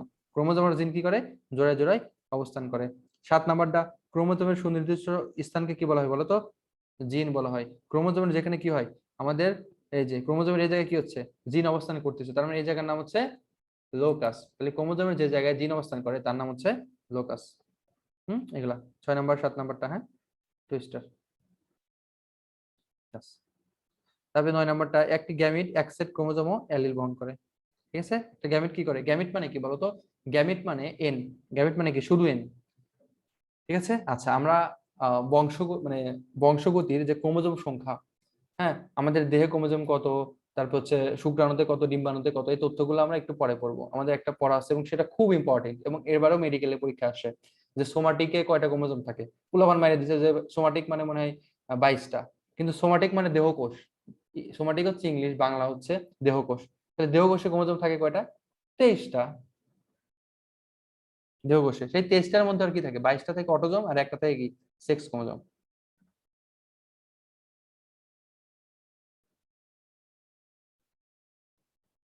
আচ্ছা, তারপর 10 নাম্বারটা রিডিং দিতে পারো। এই যে ম্যান্ডেলের প্রথম সূত্রের ব্যতিক্রম, জাস্ট অনুপাত, অনুপাত উদাহরণ, অনুপাত উদাহরণ, অনুপাত উদাহরণ, আর হ্যাঁ। তাহলে প্রথম সূত্রের ব্যতিক্রম দেখো, প্রথম সূত্র ছিল কয়টা, 3:1। তার মানে প্রথম সূত্রের যে ফিনোটাইপ অনুপাত হবে সেটা কিন্তু 3:1 হবে না, সেটা হবে হচ্ছে 1:2:1 অথবা 2:1, এরকম মানে অন্য কিছু হবে, হ্যাঁ। প্রথম সূত্রের যে ব্যতিক্রম সেগুলো মনে রাখার টেকনিক হচ্ছে অলস, স্বরেয়তে হচ্ছে অসম্পূর্ণ প্রকটতা, লতে হচ্ছে লিথাল জিন, আর দন্তস্বতে হচ্ছে সম্পূর্ণ সহ প্রকটতা, ঠিক আছে। তাহলে অলস দিয়ে আমরা কি মনে রাখতে পারি, প্রথম সূত্রের ব্যতিক্রম, স্বরেয়তে হচ্ছে অসম্পূর্ণ, লতে লিথাল, আর দন্তস্বতে সহ প্রকটতা। তাহলে প্রথম হচ্ছে অসম্পূর্ণ প্রকটতা, যার নাম হচ্ছে ইনকমপ্লিট ডমিনেন্স, ফলাফল কত, 1:2:1, শেষ। এখানে একটা জিনিস লাগবে, যে অসম্পূর্ণ প্রকটতার জন্য দায়ী জিন তাদেরকে বলা হয় ইন্টারমিডিয়েট জিন, টুইস্টার। তারপর এখানে লাগবে উদাহরণ, সন্ধ্যামালতি, শেষ। তারপরে চলে যাও 2 নাম্বারটা, সম প্রকটতা, কোডোমিনেন্স। সম প্রকটতা মানে কি, কোডোমিনেন্স, এটাও কি 1:2:1। তোমাদের বাড়ির কাজ দিলে একদিনও করো না, এই জন্য বাড়ির কাজ দিতে ইচ্ছা করে না, কিন্তু অনুপাতটা পরীক্ষা বাড়ির কাজ দিলাম আজকে, প্রত্যেকটা অনুপাত লিখে আমাকে জমা দিবা, জাস্ট অনুপাত, যে সমপ্রকটতা 1:2:1, সহপ্রকটতা 1:2:1, এরকম ভাবে লিখে আমাকে একটু জমা দিবা। কথা না শুনলে হবে। সংজ্ঞা দেওয়া আছে দেখো, সংকট জীবে দুটি বিপরীতধর্মী জিনের দুটি বৈশিষ্ট্য সমানভাবে প্রকাশিত হলে তাকে বলা হয় সম প্রকটতা। এক্ষেত্রে কি হয়ে যাচ্ছে, 1:2:1 লাগবে, হ্যাঁ। তাহলে আমাদের সহপ্রকটতার ক্ষেত্রেও, সরি, সমপ্রকটতার ক্ষেত্রেও 1:2:1, আবার হচ্ছে আমাদের অসম্পূর্ণ প্রকটতার ক্ষেত্রেও 1:2:1। ওইটা ছিল হচ্ছে সন্ধ্যা মালতী, এটা হচ্ছে আন্দালিসান মোরগ মুরগি, শেষ, ঠিক আছে। এটা হচ্ছে কি আন্দালুসান মোরগ মুরগি, ওকে। এই যে এরপরে হচ্ছে এটা অনেক অনেক গুরুত্বপূর্ণ, মারণ জিন, লিথাল জিন, এটা অনুপাত হচ্ছে 2:1, এটা হচ্ছে 10 স্টার, ফুলটাই 10 স্টার। হ্যাঁ, এখান থেকে কোশ্চেন আসবে। দেখো লিথাল জিন মোস্ট ইম্পর্টেন্ট জিনিস, যেসব যেসব জিন হোমোজাইগাস অবস্থায় উপস্থিত থাকলে সংশ্লিষ্ট জীবের মৃত্যু করতে পারে, কোন অবস্থায়? হোমোজাইগাস অবস্থায়। সেসব জিনকে বলা হয় লিথাল জিন। কোন জিনের মিউটেশন, মিউটেশন মানে কি বলতো? মিউটেশন মানে permanent change of the DNA sequences. Permanent change of কি, ডিএনএ এর যে সিকোয়েন্স থাকে না, সেগুলো চেঞ্জ হয়ে যাচ্ছে। এখানে দেখো এই লিথাল জিনের বৈশিষ্ট্য কি কি আছে। এক নাম্বার, লিথাল জিন এক ধরনের কি জিন? মিউট্যান্ট জিন, ঠিক আছে। তারপর হচ্ছে প্রোকোট লিথাল জিন হোমোজাইগাস বা হেটেরোজাইগাস উভয় অবস্থায় মৃত্যু ঘটাতে পারে। প্রোকোট লিথাল, যদি তোমার লিথাল জিন থাকে প্রোকোট অবস্থায়, সেটা তুমি হোমোজাইগাসই হও আর হেটেরোজাইগাসই হও, সেটা মৃত্যু ঘটাতে পারে। তারপর 3 নাম্বার, জাইগোট বা ভ্রূণ অবস্থায় জীব মারা যায় বলে লিথাল জিনের প্রভাব চোখে পড়ে না। মনে করো তো পেটের মধ্যে মারা গেছে, এই জন্য বোঝা যায় না যে কয়জন মারা গেল। হ্যাঁ, আর সেক্ষেত্রে অনুপাত হচ্ছে আমাদের 2:1। এই যে আমাদের ভ্রূণ অবস্থায় মানে কি পেটের মধ্যেই বাচ্চা হওয়ার আগে মারা গেল, এজন্য আমাদের চেঞ্জটা বোঝা যায় না। তাহলে আমাদের ছিল 3:1, টোটাল অনুপাতের যোগফল ছিল কত? 4। কিন্তু এখানে এসে কয় হয়ে গেল, যেহেতু মারা গেছে একটা, এজন্য হয়ে গেছে 2:1। মাথায় রাখবা। এটা কে করে? লুইসেন কুনো। কিসের উপর? ইঁদুরের উপর। ইঁদুরের কিসের উপর? ইঁদুরের গায়ের বর্ণের উপর। মাথায় রাখবা। শেষ। ফুল প্যারাটা হচ্ছে 10 স্টার। খুব ইম্পর্টেন্ট লিথাল জিন। ওকে, ঠিক আছে, খুব ইম্পর্টেন্ট বললাম কিন্তু। এরপরে দেখো এখানে অনেক কিছু বলছে, রিডিং টিডিং দিচ্ছে। এই যে এটা হচ্ছে 50 স্টার। এটা হচ্ছে তোমার লিথাল জিনের কারণে কি কি রোগ হতে পারে। এক নাম্বার, পাবিহীন বাছুর। তারপর হচ্ছে ক্রিপার মুরগি, মানুষের ব্র্যাকিফেলেঞ্জিয়া, তারপর হচ্ছে হিমোফিলিয়া, তারপর হচ্ছে জন্মগত ইকথিওসিস, থ্যালাসেমিয়া। এখানেই খেলা হচ্ছে, দেখো এখানেই খেলা হচ্ছে। থ্যালাসেমিয়া আছে না, আর হিমোফিলিয়া আছে, মাথায় রাখবা। এই থ্যালাসেমিয়া এটা হচ্ছে লিথাল জিনের কারণে হচ্ছে। কিসের কারণে হচ্ছে? লিথাল জিনের কারণে হচ্ছে। আর আমাদের যেখানে ছিল কি হিমোফিলিয়া না, এটা হচ্ছে sex link disorder. Sex link, মাথায় রাখবা। দেখো এই হিমোফিলিয়া হচ্ছে কি সেক্স লিঙ্ক, আবার আবার লিথাল জিন দুইটাই। কিন্তু আমাদের থ্যালাসেমিয়া আছে না, এটা শুধুমাত্র হচ্ছে, শুধুমাত্র কি, শুধুমাত্র মানে লিথাল জিনের কারণে হচ্ছে। শুধুমাত্র কি হচ্ছে? শুধুমাত্র লিথালের কারণে হচ্ছে, ঠিক আছে। আর আমাদের হিমোফিলিয়া ছিল, এটা কি? এটা লিথাল জিনের কারণে হতে পারে, এটা সেক্স লিঙ্কের কারণে হতে পারে। আমরা একটু পরে একটা ছক দাগিয়ে দেবো, সেটা শিখে পড়লে হবে। এবং ওই ছক থেকে এই অধ্যায়ের মধ্যে সবচেয়ে গুরুত্বপূর্ণ ওই ছকটা, ঠিক আছে। তাহলে এই অধ্যায়ের মধ্যে কোথা থেকে কোশ্চেন আসবে? অথবা মানে লিথাল জিন থেকে আসবে, অথবা কোথা থেকে আসবে, অথবা ওই ছক মানে সেক্স লিঙ্ক ডিসঅর্ডারের ছক থেকে আসবে। এই দুইটা জায়গা থেকে কোশ্চেন আসবে। দেখো যেসব লিথাল জিনের প্রভাবে 50%-এর বেশি মারা যায়, 50 মানে কি সেমি, তার মানে হচ্ছে সেমি লিথাল জিন। উদাহরণ হচ্ছে হিমোফিলিয়া। আর যাদের ক্ষেত্রে 50-এর কম সংখ্যক মারা যায় তাদেরকে বলা হয় হচ্ছে সাব ভাইটাল। সাব মানে একটু কম, ভাইটাল মানে ভাইটাল থেকে একটু কম। অ্যান্সার হচ্ছে কি ড্রসোফিলা মাসের লুপ্তপ্রায় ডানা। মানে এই প্যারাটা তোমার 50 স্টার ধরো। আর এর আগের যে আমরা বৈশিষ্ট্য করলাম, কুয়োনো কে আবিষ্কার করছে ইঁদুরের উপর, হ্যাঁ, এগুলো হচ্ছে 5-10 স্টার। হ্যাঁ, তার মানে আমাদের লিথাল জিনের প্রত্যেকটা জিনিসই কি মোটামুটি ইম্পর্টেন্ট। এখন দেখো মেন্ডেলের দ্বিতীয় সূত্রের ব্যতিক্রম। মেন্ডেলের দ্বিতীয় সূত্র ব্যতিক্রম মনে রাখার টেকনিক হচ্ছে এসপি। মনে রাখবা কি বলতো? এসপি। এতে হচ্ছে এপিস্টাসিস, দ্বন্দ্ব শর্ত হচ্ছে সেকেন্ড। সেকেন্ড মানে হচ্ছে 2 নাম্বার সূত্র। আর পিতে হচ্ছে পরিপূরক, ঠিক আছে। তাহলে পরিপূরক, এপিস্টাসিস আর হচ্ছে কি দ্বন্দ্ব শর্ত হচ্ছে সেকেন্ড, মানে এটা হচ্ছে সেকেন্ড সূত্রের ব্যতিক্রম। পরিপূরক, পরিপূরকের ক্ষেত্রে কি লাগবে বলতো? এই যে অনুপাত 9:7। নর্মাল অনুপাত কত ছিল বলতো? 1:, কত 9:3:1 এরকম ছিল। হ্যাঁ, কিন্তু এখানে অনুপাত কত হয়ে গেছে বলতো? 9:7। এই জন্য এটা হচ্ছে একটু ব্যতিক্রম হয়ে গেছে। আচ্ছা, তাহলে এই অনুপাতটা আমরা একটু পরে দেখতেছি। হ্যাঁ, আমার মনে পড়তেছে না এই মুহূর্তে। তাহলে ফিনোটাইপিক অনুপাত হচ্ছে 9:6, মানে টোটাল অনুপাতের যোগফল হবে 16, ঠিক আছে। তাহলে আমাদের পরিপূরক জিন হচ্ছে কি দ্বিতীয় সূত্রের ব্যতিক্রম। এতে হচ্ছে অ্যাপিস্টেসিস, পথে হচ্ছে পরিপূরক, আর দ্বন্দ্ব শর্ত হচ্ছে সেকেন্ড সূত্র। এখানে উদাহরণ হচ্ছে কি মিষ্টি মটর, ঠিক আছে, মিষ্টি মটর। শেষ। এখানে ব্যাখ্যাটা একটু লাগবে না, এসব লাগবে না সৃজনশীলের জন্য। আচ্ছা, এরপরের প্রক্রিয়ার নাম হচ্ছে এপিস্টাসিস। এটা আরো ইম্পর্টেন্ট। এপিস্টাসিস সেম সেম ক্ষেত্রে অনুপাত লাগবে 13:3। এটা হচ্ছে প্রোকোট এপিস্টাসিস। এপিস্টাসিস দুইটা, একটা হচ্ছে প্রোকোট, একটা হচ্ছে প্রচ্ছন্ন, দ্বৈত প্রচ্ছন্ন। প্রোকোট, একটা হচ্ছে দ্বৈত প্রচ্ছন্ন। দেখো এখানে এই লাইনগুলো আছে না, এগুলো হচ্ছে 10 স্টার। দেখো এখানে যদি কোনো প্রক্রিয়া হয় তার নাম হচ্ছে টোসিস। যদি কোনো প্রক্রিয়া হয় তার নাম হচ্ছে টোসিস, যেমন হচ্ছে এপিস্টাসিস, এটা হচ্ছে প্রক্রিয়ার নাম। আর হাইপ মানে কি বলতো? হাইপ মানে কি কম। এখন মনে করো দুজন ব্যক্তি মারামারি লাগছে, তাহলে যে কম শক্তিশালী সে কি হয়ে যাবে, সে মানে হাইপো হয়ে যাবে, আর যে বেশি শক্তিশালী সে অন্য কিছু হবে। তাহলে দেখো যে বাধা পায় মানে কি, যে হাঁটতেছে বাধা পাচ্ছে তার নাম হচ্ছে হাইপোস্ট্যাসিস, তার নাম কি হাইপোস্ট্যাটিক। আর যে বাধা দিচ্ছে তার নাম এপি মানে কি শীর্ষের দিকে, তার নাম হচ্ছে এপিস্ট্যাটিক। এটা হচ্ছে এপিস্ট্যাটিক, এটা হচ্ছে হাইপোস্ট্যাটিক। তাহলে যে হারতেছে তার নাম কি, হারে গেছে হাইপো, হাইরে গেছে হাইপো। হাইপো মানে কি কম মানে দুর্বল, তাহলে হাইপোস্ট্যাটিক। আর জিতছে হচ্ছে এপি মানে যে চূড়ায় আছে, এপিস্ট্যাটিক।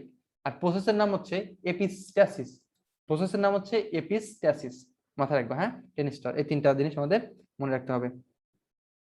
উদাহরণ হচ্ছে ব্যানসট, মোরগ মুরগি, হ্যাঁ লেগ হর্ন আর কি। এক্সাম্পল গুলো এখানকার ইম্পর্টেন্ট না বেশি, হ্যাঁ এই তিনটা জিনিস খুব ইম্পর্টেন্ট। আচ্ছা এখানে সংজ্ঞাটাও লাগবে, ভালো কথা, এখানে সংজ্ঞাটা লাগবে। যখন একটি প্রকট জিন অন্য একটি নন অ্যালিক প্রকট জিনের কার্যকারিতায় বাধা দেয়, তখন এই প্রক্রিয়াকে বলা হয় প্রকট অ্যাপিস্টেসিস। মনে করো এখানে একটা মানে একটা লোক আছে, এখানে দুইটা জিন আছে, এখানে দুইটা জিন আছে। তাহলে দেখো এই জিনের জন্য এই জিন হচ্ছে অ্যালিল, আবার এই জিনের জন্য এটা হচ্ছে অ্যালিল। কিন্তু যদি এই জিন যায় এখানে বাধা দেয়, তার নাম হচ্ছে কি প্রকট অ্যাপিস্টেসিস, নন অ্যালিলিক। হ্যাঁ, এটার একটা প্রকট বৈশিষ্ট্য মনে করো যে লম্বা হওয়া। এই জিন যা কি করলো, এখানে লম্বা হওয়ার বৈশিষ্ট্যকে বাধা দিল, মানে একটা প্রকট বৈশিষ্ট্যকে বাধা দিল কি একটা নন অ্যালিল। হ্যাঁ আচ্ছা, অ্যান্সার হচ্ছে উদাহরণ হচ্ছে সাদা লেঘর্ন। তারপর হচ্ছে দ্বৈত পচ্ছন এপিস্টাসিস, এটা দেখো মেডিকেল আসলে এটা হচ্ছে 9:7। তার মানে আমাদের তিনটার অনুপাত জানলে হবে, এবং প্রত্যেকটা অনুপাত হচ্ছে বাড়ির কাজ, মাথায় রাখবা। এখানে সেম দেখো, দুটি ভিন্ন লোকাস অবস্থিত দুটি প্রচ্ছন্ন অ্যালিল, দুটি মানে কি দ্বৈত, আর প্রচ্ছন্ন মানে হচ্ছে যে প্রচ্ছন্ন, আর প্রক্রিয়ার নাম হচ্ছে এপিস্টাসিস।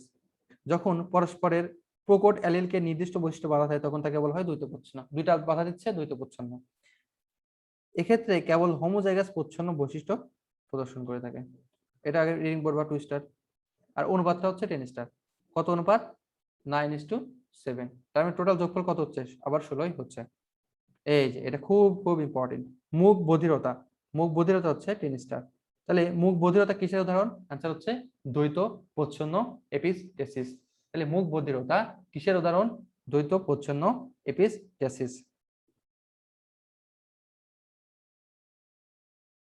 আচ্ছা এই কোশ্চেনটা ঢাকা ইউনিভার্সিটির জন্য ইম্পর্টেন্ট, হ্যাঁ এই পার্টটা, ইউনিভার্সিটি এগ্রিকালচার এগুলো। হ্যাঁ দেখো পলিজেনিক ইনহেরিটেন্স, এটার নাম হচ্ছে বহুজনীয় উত্তরাধিকারী।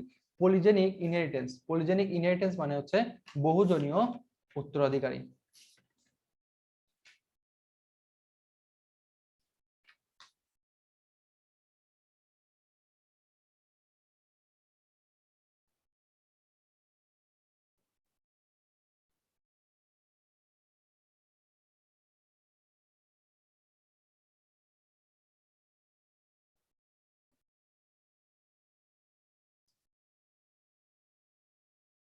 আচ্ছা এই polygenic inheritance, sorry polygenic inheritance বা বংশগত উত্তরাধিকারের যে সূত্রটা আছে এটা হচ্ছে কি করে না, ম্যান্ডেলের যে সূত্র সেটা মানে না, ম্যান্ডেলের বংশগতির সূত্র মেনে চলে না, ম্যান্ডেলের বংশগতির নিয়ম মেনে চলে না, মেনে চলে না। এটা কি করে না, ম্যান্ডেলের বংশগতির নিয়ম কি করে না, মেনে চলে না। এবং পরীক্ষা এখান থেকে যে কোশ্চেনটা আসে সেটা হচ্ছে দেখো এটা কি কি বৈশিষ্ট্য নিয়ন্ত্রণ করে। এক নম্বর হচ্ছে মানুষের উচ্চতা, গায়ের রং, চোখের রং, গাভীর দুধ, ভুট্টা বা গমের দানার রং, এগুলো নিয়ন্ত্রণ করে। পরীক্ষায় আসে নিচের কোনটি পলিজেনিক ইনহেরিটেন্স নিয়ন্ত্রণ করে না, অ্যান্সার হচ্ছে দেওয়া হচ্ছে আকৃতি, এরকম হ্যাঁ আকৃতি দিয়ে দিছে। তাহলে আকৃতি কি নিয়ন্ত্রণ করে না, তাহলে আমাদের অ্যান্সার হয়ে যাচ্ছে কি আকৃতি। ঠিক আছে, তাহলে এগুলো হচ্ছে নিয়ন্ত্রণ করে, তাহলে নিয়ন্ত্রণ করে না কোনটি, নিয়ন্ত্রণ করে না হচ্ছে আকৃতি, মাথায় রাখবা। এবং এটা হচ্ছে কে ম্যাডার, কে ম্যাডার এ কি করে সর্বপ্রথম পলিজিন নামকরণ করে, এটা রিডিং দিতে পারো। হ্যাঁ এটা হচ্ছে রিডিং দিতে পারো।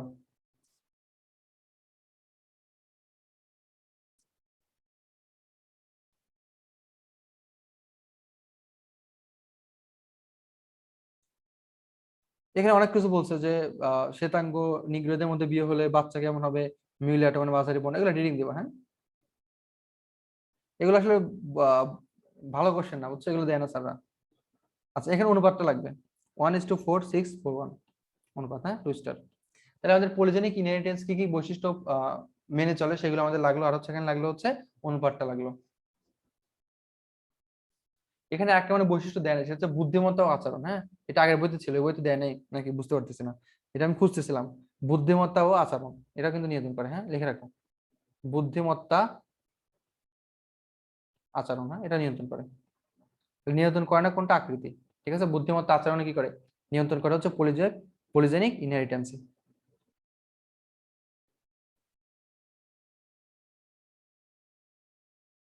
এবং এখানে একটা বৈশিষ্ট্য বইয়ের বাইরে একটা তথ্য লাগবে, সেটা হচ্ছে মানুষের উচ্চতা। হ্যাঁ, এই মানুষের যে উচ্চতা আছে না, এই মানুষের উচ্চতা এটা নিয়ন্ত্রণ করা হচ্ছে তিনটা জিন। কয়টা জিন? তিনটি জিন। মনে একবার টেকনিক হচ্ছে এরকম যে উচ্চতা কয় অক্ষর? 3 অক্ষর। এখানে তিনটি জিন। হ্যাঁ, তাহলে মানুষের উচ্চতা নিয়ন্ত্রণ করা হচ্ছে তিনটি আলাদা আলাদা লোকাসে অবস্থিত তিনটি জিন। ঠিক আছে, তাহলে মানুষের উচ্চতা নিয়ন্ত্রণ করে কে? তিনটি জিন। উচ্চতা, উচ্চতা 3 অক্ষর, তিনটি জিন।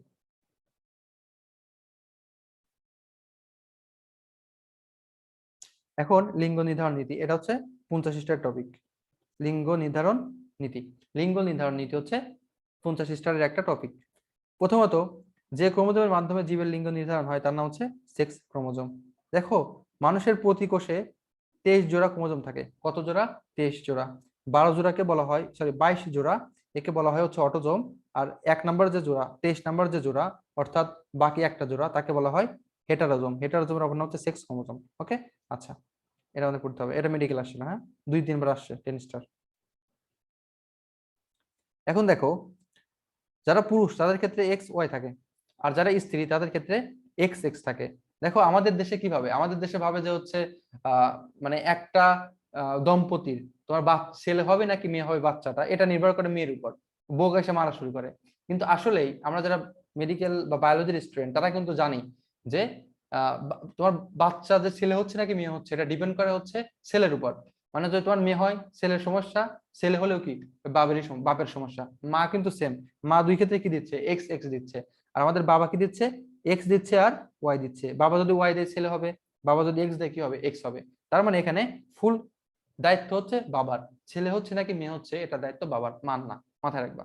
ঠিক আছে, কেউ যদি এরকম তোমার মানে নিজের বাচ্চা মেয়ে হচ্ছে অথবা ছেলে হচ্ছে বারবার, সে বউকে মারতেছে, তাকে বুঝাবা যে সায়েন্স এটা বলে। ঠিক আছে, আপনারই সমস্যা। এখানে দেখো বিভিন্ন ধরনের পদ্ধতি আছে, এর নামে একটা হচ্ছে এক্স এক্স ওয়াই পদ্ধতি। উদাহরণগুলো লাগবে: মানুষ, ডসোফিলিয়া, গাঁজা, তেলাকুচা। তারপরে একটা হচ্ছে এক্স এক্স তাইলে ভাইয়া দ্বিতীয় বিয়ে করলে তো মেয়ে হয় অথবা ছেলে হয়, আলাদা হয় কাহিনী কি? এই মিয়া কি সব পাওয়া যাবে? না না দেখা যায় তো এরকম। না না, দ্বিতীয় বিয়ে করলে তখন হয়তো তোমার ওয়াই যাচ্ছে। ঠিক আছে, ওয়াই ওয়াই এর হাতে খেলা, এক্স এর হাতে কোনো খেলা নাই। দেখো এক্স এক্স ডট, এটা উদাহরণ লাগবে: ফড়িং, ছার পোকা, ডিস ডিওস্কোরিয়া, তেলাপোকা, গান্ধী পোকা। আরে ভাই কিসের নাম দিলাম! ঠিক আছে, এগুলো হচ্ছে কি এক্স এক্স ডট। আর আমাদের বইয়ের বাইরে দুইটা আছে, এই দুইটা আমি তোমাদের লিখে দিচ্ছি এখানে। একটা হচ্ছে জেড জেড ডাব্লিউ, একটা হচ্ছে জেড জেড জেড জিরো। এটা হচ্ছে পাখি আর প্রজাপতি, এই দুইটা মনে রাখবা। এটা হচ্ছে প্রজাপতি আর কিছু মত, তবে এটা মনে রাখবা প্রজাপতি। হ্যাঁ, পাখি আর প্রজাপতি সেম। তবে আমাদের সবচেয়ে ইম্পর্টেন্ট হচ্ছে এক্স এক্স ডট, যেহেতু এটা আমাদের ক্ষেত্রে পাওয়া যাচ্ছে, মানুষের ক্ষেত্রে। হ্যাঁ, তাহলে মানুষের ক্ষেত্রে কোনটা পাওয়া যাচ্ছে বলো তো? X x y. ঠিক আছে, আচ্ছা, এই যে sex link disorder, favourite topic আমার। হ্যাঁ, 10 স্টার। সেক্স লিঙ্ক ডিসঅর্ডার, এইসব টপিক থেকে কোশ্চেন হবে। সেক্স লিঙ্ক ডিসঅর্ডার অনেক অনেক কোশ্চেন, হাজার হাজার কোশ্চেন। দেখো সেক্স লিঙ্ক ডিসঅর্ডার কি? সেক্স ক্রোমোজোম যে নিয়ন্ত্রিত বৈশিষ্ট্যকে বলা হয় সেক্স লিঙ্ক বৈশিষ্ট্য। আর এসব বৈশিষ্ট্য সেক্স ক্রোমোজোমের সঞ্চরণ অনুযায়ী বংশানুক্রমে সঞ্চারিত হয়। সেক্স ক্রোমোজোমের মাধ্যমে সেক্স লিঙ্ক বৈশিষ্ট্যের বংশ পরম্পরায় সঞ্চিত হওয়ার প্রক্রিয়াকে বলে সেক্স লিঙ্ক ইনহেরিটেন্স। এবং আমাদের টোটাল 60টির মধ্যে কি আছে বলতো? সেক্স লিঙ্ক জিন পাওয়া গেছে 60টি, 1 স্টার। ঠিক আছে, এখন দেখো মানুষের এসব জিন নিয়ন্ত্রিত বংশগতীয় রোগ, অর্থাৎ সেক্স ক্রোমোজোমের মাধ্যমে যে রোগগুলো ছড়ায় এক্স ওয়াই, ঠিক আছে, তার নাম হচ্ছে sex link disorder. Sex link disorder মানে তোমার এক্স ওয়াই ক্রোমোজোমের মাধ্যমে বংশ পরম্পরায় কি হচ্ছে? রোগ ছড়াইতে থাকতেছে, এর নাম হচ্ছে sex link disorder. Very very very very very very important. 100 star. আমাদের ওই শখটা 100 স্টার, আমরা একটু পরে শখগুলো দেখবো। হ্যাঁ, আপাতত আমরা শিখি এক্স নিয়ন্ত্রিত কি কি আছে: লাল সবুজ বর্ণান্ধতা, হিমোফিলিয়া, আর হচ্ছে মাসকুলার ডিস্ট্রফি। দেখছো হিমোফিলিয়া পাইছি না আমরা? হিমোফিলিয়া কিন্তু কি সেক্স লিঙ্ক ডিসঅর্ডার। আবার হিমোফিলিয়া কি লিথাল জিনের কারণে কি হয়, হিমোফিলিয়া হয়। কিন্তু মনে রাখো থ্যালাসেমিয়া, এটা কিন্তু ভুল করবা। থ্যালাসেমিয়া অনলি কি, থ্যালাসেমিয়া শুধুমাত্র লিথাল জিন, শুধুমাত্র লিথাল জিন, এটা হচ্ছে লিথাল জিন। এটা হচ্ছে সেক্স লিঙ্ক ডিসঅর্ডার নয়, সেক্স লিঙ্ক ডিসঅর্ডার নয়। এটা পরীক্ষা আসবে, অনেকবার আসে। হ্যাঁ, এই কোশ্চেন আমরা একটু পরে লিখে দেবো। এখন আর ওয়াই নিয়ন্ত্রিত হচ্ছে কানের লোম, দেখছো ছেলেদের দ্বারা কানের লোম আর মেয়েদের দ্বারা ওইগুলো আছে। দেখো এখন আমাদের যে রোগগুলো পড়বো সবগুলো হচ্ছে সেক্স লিঙ্ক ডিসঅর্ডার। আচ্ছা আমরা এটা একটা শখ দিয়ে পড়বো, বুঝছো? এই বর্ণাঢ্যতার একটা জিনিসটা আমরা শখ দিয়ে পড়বো। এটা হচ্ছে আলিম স্যারের বই থেকে পড়তে হবে, এ স্যারের বইতে ভালোভাবে দেওয়া নাই। তাও তোমরা একটু জানবা যে বর্ণাঢ্য পুরুষ আর স্বাভাবিক মহিলার মধ্যে বিয়ে হলে কি কি হচ্ছে, এই ঘটনাগুলো জানবা। বাহক কন্যা, বাহক কন্যা, স্বাভাবিক পুত্র, স্বাভাবিক পুত্র, 1 স্টার। আমরা একটা শখ পড়বো, বুঝছো? ওই শখ পড়লে এগুলো ক্লিয়ার হয়ে যাবে। বর্ণাঢ্য রোগের প্রচ্ছন্ন জিনটি বংশপরম্পরায় পিতা থেকে মানে হচ্ছে মনে করো একজন পিতার হচ্ছে বর্ণাঢ্য ছিল, তো ওই পিতার যে মেয়ে তার কি বাহক, এখন ওই মেয়ে বিয়ে দিচ্ছে অন্য একটা ছেলের সাথে, তখন কি হবে ওই ছেলের যে নাতি, ছেলের মানে তার মেয়ার যে বাচ্চা হবে তার নাতিপুতি, তাদের ক্ষেত্রে কি হতে পারে, এই রোগটা হতে পারে। এর নাম হচ্ছে ক্রস ক্রেস ইনহেরিটেন্স। এজন্য তোমরা বিয়ের সময় অবশ্যই কি করবা, অবশ্যই বিয়ের সময় ভালোভাবে খোঁজ খবর নিতে হবে, ঠিক আছে? বিয়ের সময় কিন্তু খোঁজ খবর নিতে হবে, রক্তের গ্রুপ, HIV, তারপর হচ্ছে হেপাটাইটিস বি, ঠিক আছে? তারপর হচ্ছে বিভিন্ন ধরনের সেক্স লিঙ্ক ডিসঅর্ডার, তারপর হচ্ছে বংশে ডায়াবেটিস টাইবেটিস এসব আছে কিনা, এগুলো কিন্তু বাচ্চার হয়, মাথায় রেখে বিয়ে করতে হবে। যারা প্রেম করে তাকে আগে করা লাগবে। এদের প্রেম করা তো আগে হারাম, এসব দেখি। দেখো মহিলাদের তুলনায় পুরুষের কি হয়, এই দেখছো মহিলাদের তুলনায় পুরুষেরা কি হয় বেশি বর্ণাঢ্য হওয়ার সম্ভাবনা থাকে। আমেরিকা দেখো 8%, 0.5% হচ্ছে মহিলা। চিকিৎসা বিজ্ঞানে একটা টেস্ট আছে ইসিরা কালার টেস্ট, এই টেস্ট দ্বারা এই রোগটা শনাক্ত করা যায়। তাহলে লাল সবুজ বর্ণাঢ্য দ্বারা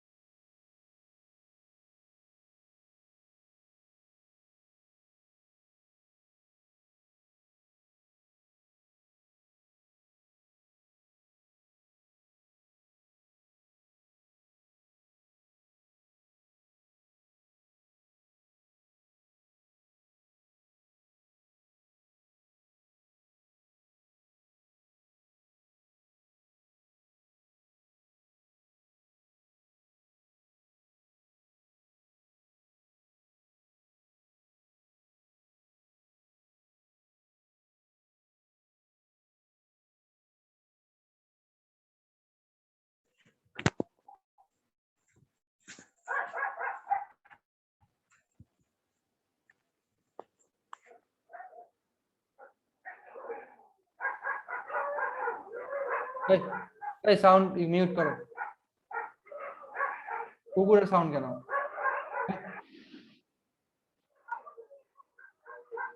কি রে ভাই, কে সাউন্ড বাজে? আচ্ছা দেখো তাহলে আমাদের ইসিরা কালার টেস্ট, এরপরে দেখো এরপরে হচ্ছে আমাদের হিমোফিলিয়া, ঠিক আছে? হিমোফিলিয়া, হিমোফিলিয়ার ক্ষেত্রে হিমোফিলিয়া মানে কি জানো, মানে রক্ত তঞ্জন ত্রুটি। মনে করো যে কেটে গেল, রক্ত বের হচ্ছে, তাহলে রক্ত জমাট বাঁধতে কিন্তু একটা টাইম লাগে, যে 3 মিনিটের মধ্যে 8 মিনিটের মধ্যে রক্ত জমাট বাঁধতে যাবে। কিন্তু যাদের হিমোফিলিয়া থাকে এদের রক্ত জমাট বাঁধতে অনেক টাইম লাগে। হ্যাঁ, এটা নামে হচ্ছে কি হিমোফিলিয়া। তো দেখো এটা হচ্ছে কি এক্স ক্রোমোজোমের একটি প্রচ্ছন্ন মিউট্যান্ট জিন, এটাও সেম। হ্যাঁ, তো দুইটা আছে, একটা হচ্ছে ক্লাসিক হিমোফিলিয়া, এটা 10 স্টার দাও। ক্লাসিক হিমোফিলিয়া, এটা হচ্ছে ক্লাসিক হিমোফিলিয়া, একটা হচ্ছে ক্রিসমাস ডিজিজ। তো দেখো আমাদের টোটাল ক্লোটিং ফ্যাক্টর ছিল কয়টা বলো তো? 13টা ছিল না ক্লোটিং ফ্যাক্টর। এর মধ্যে যদি 8 নম্বরের সমস্যা হয় তখন হবে তোমার হিমোফিলিয়া এ অথবা ক্লাসিক হিমোফিলিয়া। আর যদি 9 নম্বরের সমস্যা হয় তখন তোমার হবে হচ্ছে ক্রিসমাস ডিজিজ অথবা হিমোফিলিয়া বি। ওকে, ঠিক আছে। ভাইয়া ক্লাসিক হিমোফিলিয়া নাকি ক্রিসমাস ডিজিজ কোনটাকে রাজকীয় রোগ বলা হয়? হ্যাঁ, এই দুটোর মধ্যে একটাকে রাজকীয় রোগ বলা হয়। ইংল্যান্ডের একটা রানী রে, দেখো এই যে কোনটা ইংল্যান্ডের সেটা? মহারানী ভিক্টোরিয়ার 4 কন্যার মধ্যে 2 কন্যার অ্যালিস ও বিয়াটিসের হিমোফিলিয়ার বাহক ছিল। আরে ভাই এত ফোন দেখবে না।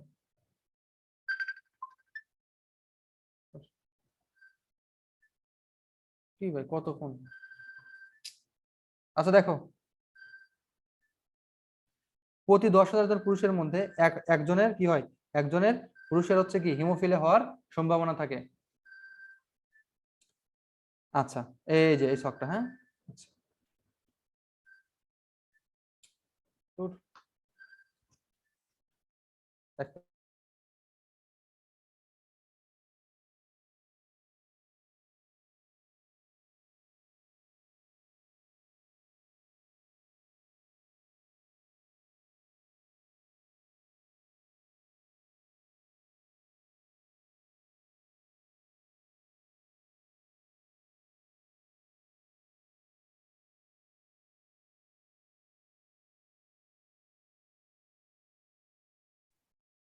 টু টু টু টু টু টু টু টু টু। আমাদের এই জিন তত্ত্বই পড়া বুঝছো, তারপরে যে বিবর্তন তো লেম, বিবর্তনের লেম একটা টপিক। দেখো এখন এটা হচ্ছে আমাদের 100 স্টার, ঠিক আছে। এই যে সেক্স লিঙ্কস ডিসঅর্ডার গুলো, ঠিক আছে। সেক্স লিঙ্ক ডিসঅর্ডার দেখো ডিইউ মেডিকেল ডেন্টাল সব জায়গায় আসছে, এবং মনে করো যে অনেক কোশ্চেন এই শখ থেকে আসছে 100 স্টার মুখস্থ। প্রথম হচ্ছে লাল সবুজ বর্ণাঢ্যতা, তার মানে কি লাল আর সবুজ বুঝতে পারে না। হিমোফিলিয়া, হিমোফিলিয়া মানে কাইটে গেছে রক্ত জমাট বাঁধতে মেলা টাইম লাগতেছে। মাসকুলার ডিস্ট্রফি মানে কি মাসলের সমস্যা। রাত কানা মানে কি রাতে দেখতে পারে না। ডায়াবেটিস ইনসিপিডাস, এটা গোল দাও, এটা তোমাদের একটু কনফিউশন হবে।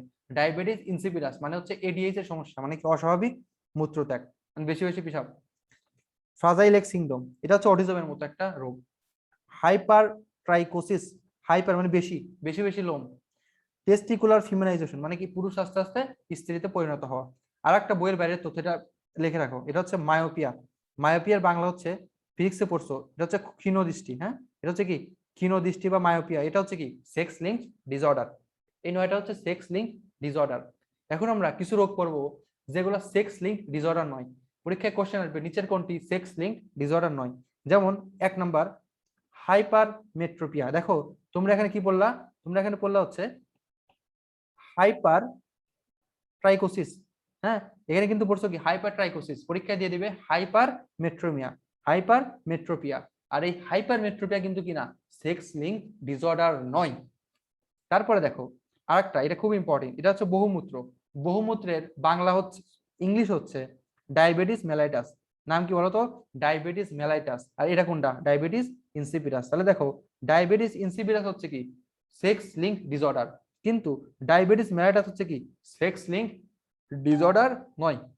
রক্ত স্বল্পতা, যার ইংলিশের নাম হচ্ছে অ্যানিমিয়া। রক্ত স্বল্পতা কি না, দেখো রক্ত জমাট বাঁধা দেরি হওয়া, তার নাম কি? তার নাম হচ্ছে হিমোফিলিয়া, ঠিক আছে। এটা হচ্ছে সেক্স লিঙ্ক ডিসঅর্ডার, কিন্তু রক্ত স্বল্পতা হচ্ছে কি সেক্স লিঙ্ক ডিসঅর্ডার নয়। লাস্ট ওয়ান থ্যালাসেমিয়া, এটা হচ্ছে কি সেক্স লিঙ্ক ডিসঅর্ডার নয়। এটা হচ্ছে কিসের কারণে হয় বলতো? লিথাল জিন, লিথাল জিন, ঠিক আছে। তাহলে আমাদের সেক্স লিঙ্ক ডিসঅর্ডার কারা কারা নয় আমরা শিখে গেলাম, আর কারা কারা সেক্স লিঙ্ক ডিসঅর্ডার এটাও শিখে গেলাম। তাহলে এখন পরীক্ষায় কোশ্চেন আসলে পারবা কিনা বলো তো, সবাই একসাথে পারবা কিনা? ইনশাআল্লাহ। ইনশাল্লাহ। সবাই একটু বলো পারবা কিনা। জি ভাইয়া পারবো ইনশাল্লাহ। জি ভাইয়া। ভাইয়া আজকে সুরটা সেই ছিল। হুম, যাই হোক তোমরা আহ পড়া কি বুঝতে পারতেছো? জি ভাইয়া বুঝতে পারছি। দুজনেই ক্লাস করতেছে নাকি? আর কেউ নাই কথা বলতে পারো না? ঘুমাইছে মনে হয়। এই ঘুমায় ঘুমায় ক্লাস করে কে? আমি একদিন ক্যামেরা অন করাবো, খারাপ দাঁড়াও। ভাইয়া থ্যালাসেমিয়ার জিন কি মা মা অথবা বাবা দুজনের কাছে থাকতে পারে? কিসের কিসের থ্যালাসেমিয়া? থ্যালাসেমিয়া তো সেক্স লিঙ্ক ডিসঅর্ডার নয়। ওই যে ওইটা আসে কি, ওইটা জিন থেকে আসে না? হ্যাঁ হ্যাঁ, ওইটা কি মার থেকে আসে নাকি বাবা থেকে আসে, এরকম দুই জায়গা কোনো থেকে আসতে নির্দিষ্ট পারে। আছে? শোনো, থ্যালাসেমিয়া হচ্ছে তোমার ইনহেরিটেন্স, মনে করো যে হচ্ছে বংশগতির মাধ্যমে আসে। মা থেকে আসতে পারে, বাবা থেকে আসতে পারে, দাদা থেকে আসতে পারে, এরকম থ্যালাসেমিয়া। কিন্তু হিমোফিলিয়া হচ্ছে সেক্স লিঙ্ক, মানে সেক্স লিঙ্ক আর কি হিমোফিলিয়া। আর থ্যালাসেমিয়া হচ্ছে বংশগতি, মানে তোমার দাদার ছিল, তারপর বাবার আছে, তার ছেলের, এরকম হইতে পারে, মার ক্ষেত্রেও আসতে পারে। হ্যাঁ, এজন্য তোমার আর এই থ্যালাসেমিয়া এমন একটা রোগ, তোমার হচ্ছে মাসে মাসে রক্ত লাগে। আমি মেডিকেলের সামনে যখন হলের সামনে দাঁড়ায় থাকি, মনে করো প্রত্যেক দিনই, বুঝছো, অ্যাপ্রন দেখলেই দৌড় পেরে লোক আসে আমাদের মেডিকেলে, মনে করো অনেক প্রচুর রোগী। তো এখানে মনে করো যে খালি এসে বলে যে রক্ত দেন, প্রত্যেক দিনই বলে রক্ত দেন, বুঝছো। তো এরকম মানে থ্যালাসেমিয়া কিন্তু অনেক একটা প্রবলেম, প্রচুর রক্ত লাগে। আচ্ছা। হ্যাঁ, আর একটা জিনিস দেখাইছিলেন ওই যে ZZZW হুম হুম হুম নিচে লেখা, ওইটা একটু আবার দেখান না, প্রজাপতির পাশে কি যেন একটা লিখছেন, বুঝিনি। ওটা হচ্ছে কিছু মাস, কিছু মাস লেখা, ওটা লাগবে না বোঝা। দেখো, এইটা, এই শখটা থেকে কোশ্চেন আসে, ইন্টারেও আসে, অ্যাডমিশনেও আসে, কিন্তু এই শখটা আমাদের ক্লিয়ার না, বুঝছো। আবুল হাসান স্যারের বইতে এটা আজমল স্যারের বইতে এটা ক্লিয়ার না। এটা হচ্ছে আমরা তোমার আলিম স্যারের বইতে সুন্দরভাবে দিছে, এবং এই শখ থেকে কোশ্চেন আসে। আলিম স্যারের বই থেকে দেওয়া খুব ইম্পর্টেন্ট একটা শখ, কিন্তু আজমল স্যারের বইতে দেওয়া নাই, এবং কোশ্চেন আসে এখান থেকে, হ্যাঁ 100 স্টার। তো দেখো, নর্মালি এই শখটা একটু বুঝলে আমাদের আজকে পড়া শেষ। শখটা বোঝার পর খালি টান হবে, এক টানে শেষ। বিবর্তন পড়াই নাই কিছু, বিবর্তন 20 পেজ মিলে দুই কোশ্চেন আছে 10 বছরে, কি পড়া। দেখো, এটা 4 লাইন নেই, 4 লাইন থেকে 10 বার কোশ্চেন আইছে, আর বিবর্তনের 20 পেজ থেকে 2 বার কোশ্চেন আইছে। দেখো, নর্মালি যারা ছেলে তাদের সাথে মায়ের সম্পর্ক ভালো, যারা মেয়ে ওদের বাবার সাথে সম্পর্ক ভালো হয়। এজন্য বাবার কোনো সমস্যা হলে মেয়ের সমস্যা, আর মায়ের কোনো সমস্যা হলে ছেলের সমস্যা হয়, এটা একটু মাথায় ঢুকায় নাও, তাই এই শখটা মনে রাখতে সুবিধা হবে।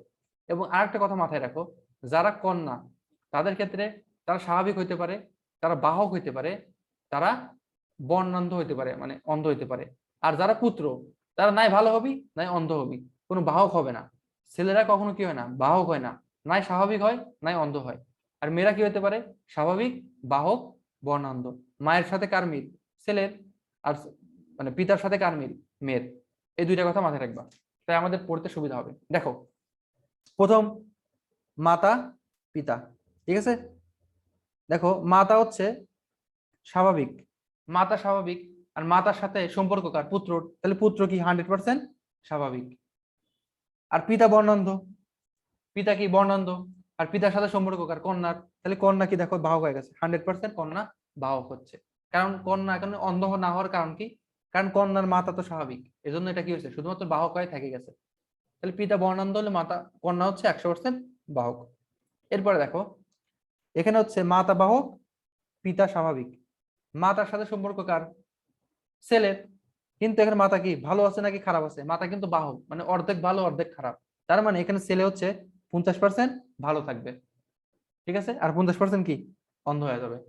সেম ভাবে কন্যার ক্ষেত্রে দেখো, পিতা কিন্তু স্বাভাবিক আছে, তার মানে কি স্বাভাবিক 50%, কারণ পিতার সাথে কন্যার সম্পর্ক 50%, কিন্তু দেখছে মার সমস্যা বাহক, তাহলে এখানে কি হবে, 50% বাহক হয়ে যাবে। সেম ভাবে এখানে দেখো, মাতা বর্ণান্ধ। এখন মাটা যদি বর্ণান্ধ হয়, তাহলে ছেলে কি আর ভালো থাকবে, ছেলে একদম পাগল হয়ে গেছে, যাওয়ার মা অন্ধ। তাহলে এখানে ছেলে কি থাকবে, ছেলে 100% বর্ণান্ধ থাকবে। এবং পিতা কি স্বাভাবিক, তাহলে মেয়েদেরও কি স্বাভাবিক হওয়ার কথা ছিল, কিন্তু তার মা কি বর্ণান্ধ, এজন্য স্বাভাবিক না হয় একটু বেশি হয়ে গেছে, তার নাম কি বাহক, 100% বাহক। এরপরে দেখো, মাতা বাহক, পিতা হচ্ছে বর্ণান্ধ। এখন যদি পিতা বর্ণান্ধ হয়, তার প্রভাব পড়বে কার উপর, মেয়ের উপর। তাহলে মেয়ে কি হবে, ফুল 100% কি বর্ণান্ধ হবে না, তো দেখছে যে তার মাতা বাহক, তার মাতা অন্ধ না। এজন্য মেয়েদের ক্ষেত্রে 50% বর্ণান্ধ, 50% বাহক। কিন্তু ছেলেদের ক্ষেত্রে যেহেতু পিতা বর্ণান্ধ আর মাতা বাহক, তার মানে কি মাতা বাহক মানে কি, মাতা খুব খারাপও না খুব ভালো না, তাহলে 50-50। তাহলে 50% স্বাভাবিক, 50% বর্ণান্ধ। এই শখটা খুব ইম্পর্টেন্ট, এটা তোমাদের অ্যাডমিশনে আসে, ইন্টারেও আসে। এই শখটা একটু বারবার প্র্যাকটিস করতে হবে, একবার বলে মনে থাকবে না, 4-5 বার প্র্যাকটিস করতে হবে, হ্যাঁ, তাছাড়া কিন্তু মনে থাকবে না। 100 স্টার। এইসব টেকনিক অবলম্বন করে পড়তে হবে। পিতার সাথে মেয়ের সম্পর্ক ভালো, মায়ের সাথে ছেলে, এভাবে আস্তে আস্তে বারবার পড়তে হবে। আচ্ছা, এখন আমাদের মোটামুটি পড়া আসলগুলো শেষ। এখন আমাদের আর 20 মিনিটের মধ্যে শেষ হয়ে যাবে ইনশাআল্লাহ। ঠিক আছে, দেখো মাসকুলার ডিস্ট্রফি। মাসকুলার কি বললা?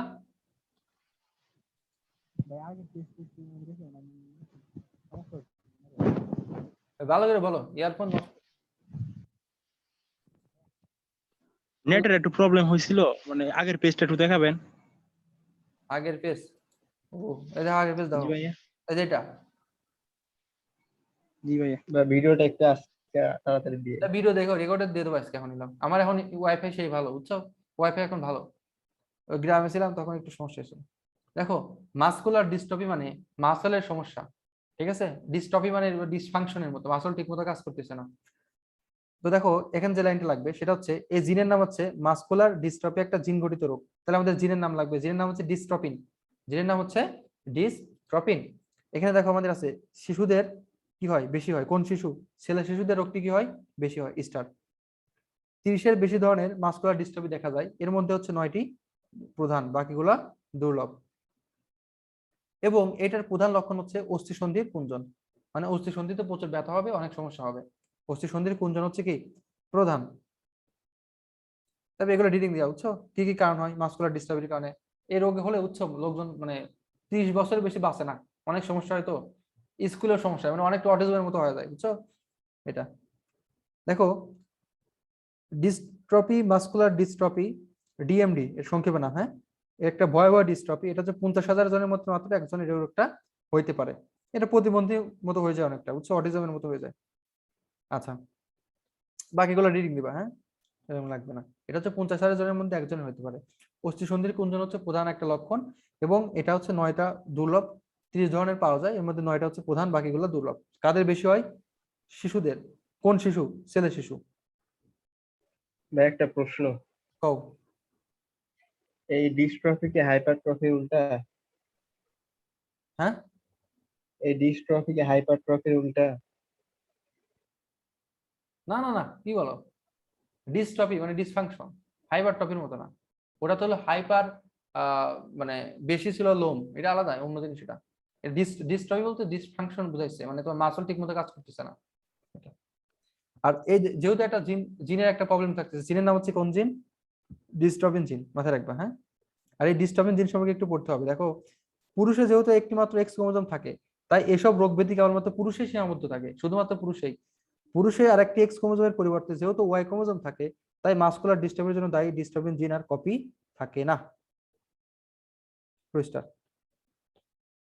ঠিক আছে, এগুলো কম, তবে রিডিং করবে সব, বেশি লাগে না। এই যে এটা লাগবে, মাসকুলার ডিস্ট্রফিতে জিনের ভূমিকা। আমাদের দেশে 3,000 পেশি প্রোটিন আছে। কয় হাজার? 3,000, 3K। ঠিক আছে, আচ্ছা। আর আমাদের ডিস্ট্রফিন জিনের জন্য কি হচ্ছে? DMD, muscular dystrophy, muscular dystrophy, DMD, dystrophy muscular dystrophy নাকি নাম কি বলে গেছি, ডিসুনি মাসকুলার ডিস্ট্রফি, ডিএমডি। আচ্ছা, এই যে আরেকটা টপিক, এরা হচ্ছে 50টা টপিক। এই অধ্যায় টপিক 3টা, একটা হচ্ছে ব্লাড গ্রুপ, একটা হচ্ছে তোমার সেক্স লিঙ্ক ডিসঅর্ডার, আর একটা হচ্ছে লিথালজি। এই 3টা টপিক বেশি ইম্পর্টেন্ট। হ্যাঁ, তো এই রক্ত গ্রুপকে তুমি ওইটার সাথে ধরতে পারো। এখান থেকে লাগবে এই যে আবার সেম কার্ল স্টেইনার, এরা কোথায় জন্মগ্রহণ করছে দেখছো? অস্ট্রিয়া। হ্যাঁ, এবং এন্টিজেন আছে একটা জিনিস, এন্টিজেনের উপর ভিত্তি করে করা হচ্ছে। এই এন্টিজেনটা কোথায় থাকে বলতো? লোহিত রক্তকণিকার প্লাজমা মেমব্রেনে। মনে করো একটা আরবিসি আছে, হ্যাঁ, একটা আরবিসি, এটা একটা আরবিসি। ঠিক আছে, এই আরবিসি যে চারকোনার কোষ, এর নাম হচ্ছে কি? লোহিত রক্তকণিকার প্লাজমা মেমব্রেন। এবং এখানে কি থাকে? এখানে থাকে হচ্ছে এন্টিজেন। তাহলে এটা কোথায় থাকতেছে? লোহিত রক্তকণিকার প্লাজমা মেমব্রেনে থাকতেছে হচ্ছে এন্টিজেন। দেখো আগে কিন্তু বেশিরভাগ বিজ্ঞানী অস্ট্রিয়ায় জন্মগ্রহণ করতো। হ্যাঁ, যে ইহুদি হিটলার ইহুদি মারছিল, বুঝছো? কাহিনী আছে। অস্ট্রিয়া কিন্তু হিটলারের মানে হিটলারের পক্ষের শক্তি ছিল আর কি। যাই হোক, তাহলে এটা কোথায় থাকে? লোহিত রক্তকণিকার প্লাজমা মেমব্রেনে, এন্টিজেন। হ্যাঁ, আচ্ছা। আর আমাদের দেহে মোটামুটি তোমার হচ্ছে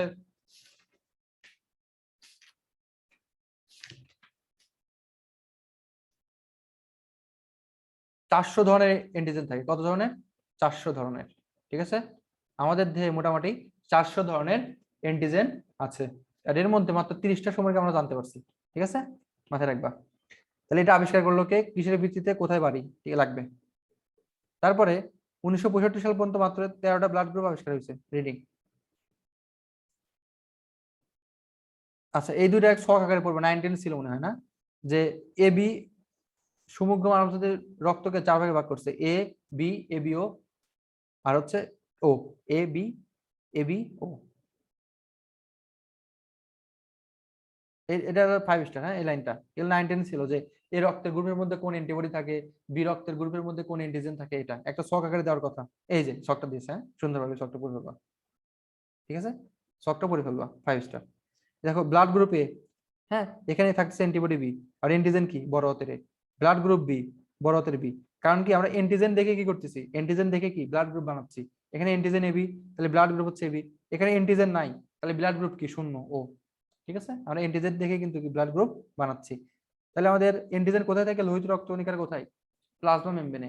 আর আমাদের প্লাজমাতে কি থাকে, অ্যান্টিবডি থাকে, মাথায় রাখবা 5 স্টার। হ্যাঁ আচ্ছা, তারপরে এখানে এই যে 1940 সালে কার্ল লাইনস্টার, বলো। একটা ওই নিউজে দেখছিলাম যে এবি ব্লাড গ্রুপে তো অ্যান্টিবডি নাই, যার কারণে ওদের করোনা হওয়ার সম্ভাবনা বেশি বা এর ধরনের কিছু। আরে তোমার অ্যান্টিবডি ও অ্যান্টিবডি অন্য জিনিস, আর অ্যান্টিবডি তো দুই একটার জন্য না। তবে যাদের অ্যান্টিবডি, এদের অ্যান্টিবডি কম, বুঝছো, এদের অ্যান্টিবডি কম। কিন্তু ওভাবে তোমার করোনার জন্য তো অ্যান্টিবডি এমনি তোমার ইমিউনিটি সিস্টেম এমনি বুস্ট করে। হ্যাঁ এমনি তোমার খাবারের মাধ্যমে, আর এমনি ইমিউনিটি তোমার হচ্ছে অ্যান্টিবডি সৃষ্টি হয়। তোমার যে কোনো একটা ভাইরাস ব্যাকটেরিয়া আক্রমণ করলে তোমার অ্যান্টিবডি সৃষ্টি হয় অটোমেটিক। এটা আমার শরীরের প্রসেস। অ্যান্টিবডি কে তৈরি করে, WBC। আচ্ছা এখানে এটা লাগবে, এই ফ্যাক্টরটা লাগবে, রেসাস বানরের বৈজ্ঞানিক সংকেত লাগবে, ম্যাকাকা মূলটা কি নাম, ঠিক আছে, এটা লাগবে 3 স্টার। তবে এখানে এসব রিডিং দিবা, এই যে এটা আবার একটা শখ 50 স্টার। এর মধ্যে দুইটা কোশ্চেন বারবার আসে, একটা হচ্ছে এবি পজিটিভ। এই এবি পজিটিভ কি করবে, সব গ্রুপকে রক্ত দান করতে পারবে, কিন্তু নিতে পারবে শুধুমাত্র নিজের গ্রুপের। এজন্য একে বলা হয় সব গ্রুপের রক্ত দাতা, মানে রক্ত দিতে পারে, রক্ত নিতে পারে না। আর ও পজিটিভ আছে না, ও পজিটিভ, সরি ও নেগেটিভ, ও নেগেটিভ আছে না, ও নেগেটিভ হচ্ছে সব গ্রুপকে রক্ত দান করতে পারে, কিন্তু শুধুমাত্র গ্রহণ করতে পারে হচ্ছে ধর ফুকা, শুধুমাত্র গ্রহণ করতে পারে হচ্ছে ও নেগেটিভ, মানে নিজের নিজের রক্ত নিজে গ্রহণ করতে পারে, কিন্তু দান করতে পারে কি সবাইকে। একে বলা হয় সর্বদাতা, একে হচ্ছে সর্বদাতা, একে বলা হয় কি সর্বগ্রহিতা, মানে সবারটা কি করতে পারে, গ্রহণ করতে পারে। তাহলে এবি পজিটিভ হচ্ছে কি সর্বগ্রহিতা, সবারটা নিতে পারে, ঠিক আছে। আর ও নেগেটিভ হচ্ছে কি সর্বদাতা, মানে সবাইকে দিতে পারে, কিন্তু কি গ্রহণ করতে পারে শুধুমাত্র ও নেগেটিভ। এই শখটা মনে রাখবা, হ্যাঁ 50টা। এরপর হচ্ছে এটা তোমাদের একটু বোঝায়, হ্যাঁ এটা আজকে একটু ক্লাসটা লংই হোক, সমস্যা কি। 11টা 43 শুরু করছে, 9:40, 10:40, 11:40, 10টা, ও 1 ঘন্টা হয়েছে কেবল, আরো 20 মিনিট লাগবে। দেখো আর এইচ ফ্যাক্টরের কারণে সৃষ্ট সমস্যা, আর এইচ বলতে বোঝাচ্ছে নেগেটিভ নাকি পজিটিভ। হ্যাঁ দেখো রক্ত গ্রুপ মানে কি এবি এবিও, এগুলো হচ্ছে রক্ত গ্রুপ। আর আর এইচ অ্যান্টিজেন মানে হচ্ছে প্লাস নাকি মাইনাস। তাহলে আর এইচ অ্যান্টিজেন মানে কি প্লাস নাকি মাইনাস। এখন দেখো হ্যাঁ আর এইচ অ্যান্টিজেন মানে প্লাস নাকি মাইনাস। তো দেখো আর এইচ অ্যান্টিজেন প্লাস হইতে পারে, মাইনাস হইতে পারে। এখন সমস্যাটা কি হয়, সাপোজ এক নম্বর হচ্ছে রক্ত সঞ্চালনের জটিলতা। মনে করো একটা মানুষের রক্ত হচ্ছে মানে আর মানে পজিটিভ রক্ত, এ পজিটিভ বি পজিটিভ যাই ভালো, পজিটিভ রক্ত, তো সে অ্যাক্সিডেন্ট করছে। তো তুমি তাড়াতাড়ি করে রক্ত টেস্ট না করে আমার মানে অন্য একজনের রক্ত ও নেগেটিভ বা নেগেটিভ রক্ত, তো তুমি ওর পজিটিভ রক্তের মধ্যে নেগেটিভ রক্ত ঢুকাই দিলা, তাহলে ওর শরীরের যে WBC, তারা কি বসে থাকবে? তারা ভাববে কে রে এ নেগেটিভ, এরা কারা, এরা তো অ্যান্টিজেন, বসাও মারো, বুঝছো, এরা কিন্তু মারামারি শুরু করে দিবে। তার মানে এই যে একটা জটিলতা সৃষ্টি হলো, এর নাম হচ্ছে রক্ত সঞ্চালনে জটিলতা। পজিটিভের ক্ষেত্রে পজিটিভ দিতে হবে, নেগেটিভের ক্ষেত্রে নেগেটিভ দিতে হবে। তো যদি তুমি পজিটিভ মানুষের মধ্যে নেগেটিভ ঢুকায় দাও প্রবলেম, নেগেটিভের মধ্যে পজিটিভ দিলে প্রবলেম, এরকম। এখন গর্ভধারণ জনিত জটিলতা, এটার জন্য বলছি বিয়ে করার সময় অবশ্যই 1 নম্বর কাজ হচ্ছে রক্ত দেখা, রক্তের গ্রুপ দেখা, এটা খুব খুব ইম্পর্টেন্ট। দেখো মনে করো যে একজন হচ্ছে বিয়ে করছে, ছেলের রক্ত পজিটিভ, হ্যাঁ বাবার রক্ত পজিটিভ, ঠিক আছে, একটু লিখি, মনে করো যে বাবা, বাবা, হ্যাঁ, তো বাবার রক্ত হচ্ছে পজিটিভ, ঠিক আছে, আর মা, মায়ের রক্ত হচ্ছে নেগেটিভ। তাহলে এদের মধ্যে যে প্রজনন হবে, বাচ্চা হবে, এই পজিটিভ হচ্ছে তোমার পোকোর একটা বৈশিষ্ট্য। তাহলে প্রথম যে বাচ্চা হবে, প্রথম বাচ্চা, ঠিক আছে, তাহলে প্রথম বাচ্চার রক্ত হবে কি বলতো, পজিটিভ। প্রথম বাচ্চার রক্তের গ্রুপ হবে পজিটিভ।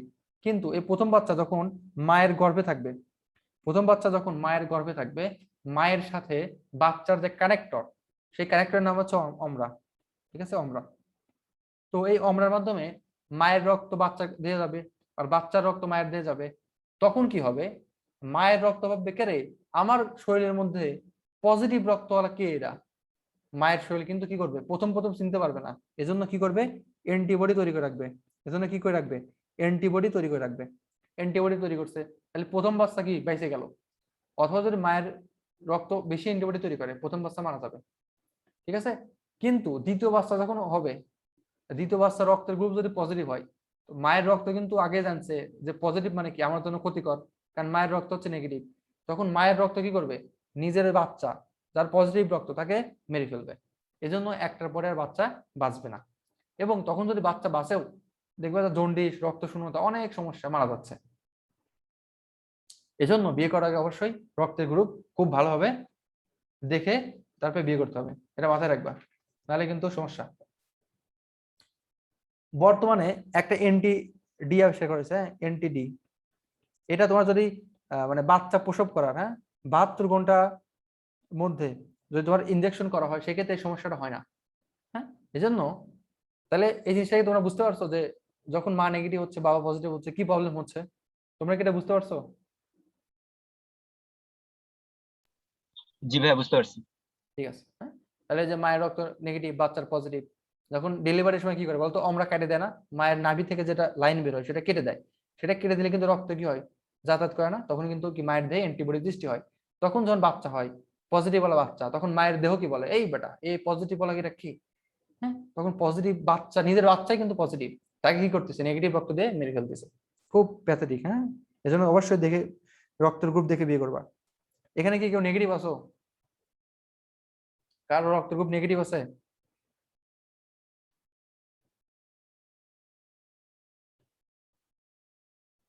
হ্যাঁ, এই যে বাচ্চা হচ্ছে তার নাম হচ্ছে এরিথ্রোব্লাস্টিস ফিটালিস, যার যে প্রবলেমটা হচ্ছে। এই এখানে কি কেউ আছো নেগেটিভ রক্তের? থাকলে বলো ভাইয়া, নেগেটিভ ছেলে খুলে দিই। আচ্ছা, আমাদের আসল পড়া শেষ, মানে কোশ্চেন কোন করার মতো পড়া শেষ, এখন হবে টান, বুঝছো? কারো নেগেটিভ নাই থাকলে বলতে পারো।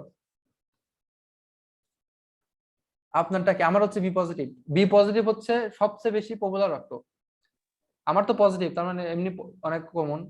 আর বি পজিটিভ, গরুর রক্ত নাকি? এই মিয়া, পজিটিভ তো ভালো, বি পজিটিভ হচ্ছে সবচেয়ে বেশি প্রচলিত রক্ত। বি পজিটিভ অনেকেরই আছে। আচ্ছা, এখন আমরা বিবর্তন, পাগল ছাগলের কথাবার্তা পড়বো। বিবর্তন, হ্যাঁ, ইভলিউশন, হ্যাঁ, অভিব্যক্তি, ঠিক আছে। এখান থেকে সর্বোচ্চ হলে 20টা লাইন লাগবে, এর বেশি জীবনও লাগবে না, ঠিক আছে। আচ্ছা, দেখি আমরা কি কি বিবর্তন মানে কি কি বলছে। বিবর্তনের ইংরেজি শব্দ হচ্ছে ইভলিউশন। শব্দটি প্রকৃতপক্ষে ল্যাটিন শব্দ ইভো লেভি, ইভো ভেরি থেকে, যার অর্থ হচ্ছে বিকশিত হওয়া বা ধীরে ধীরে উন্মুক্ত হওয়া, মানে মানুষ কেমনে হচ্ছে এটা আর কি, ঠিক আছে। এটা হচ্ছে 1 স্টার। এটা হচ্ছে ল্যাটিন শব্দ, কোথা থেকে আসে, ইভোল ভেরা, 1 স্টার। এরপরে এই যে সবচেয়ে ভুল করে মানুষ, এটা হচ্ছে 100 স্টার, এক লাইনে 100 স্টার দাও, ঠিক আছে। এই বিবর্তন থেকে এই কোশ্চেন ইন্টারে বারবার দেয়। বিবর্তনের জনককে, পাগল ছাগল সবাই কয় হচ্ছে চার্লস ডারউইন, কিন্তু বিবর্তনের জনককে এমফেডোক্লিস, মাথায় রাখবা, ঠিক আছে, 100 স্টার। বিবর্তনবাদের জনককে এমফেডোক্লিস, মাথায় রাখবা, চার্লস ডারউইন না, হ্যাঁ। তাহলে বিবর্তনের জনককে এমফেডোক্লিস, আর লাগবে না। এখন বিবর্তনের মতবাদ সমূহ। বিবর্তনের টোটাল 5টা মতবাদ আছে, আমি তোমাদের লাস্টে লিখে দিচ্ছি শর্ট করে।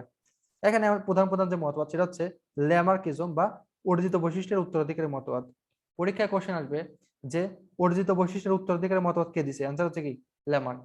ল্যামার্ক যেহেতু পপুলার বিজ্ঞানী, তার সম্পর্কে আমাদের তথ্যগুলো জানতে হবে। যেমন সে ছিল একজন দার্শনিক, প্রকৃত বিজ্ঞানী, ঠিক আছে। জন্মগ্রহণ করছে কোথায়, ফ্রান্সে। তিনি ফরাসিতে যোগদান করেন, যাই হোক তিনি হচ্ছে বায়োলজি শব্দের প্রবর্তক, এটা ইম্পর্টেন্ট।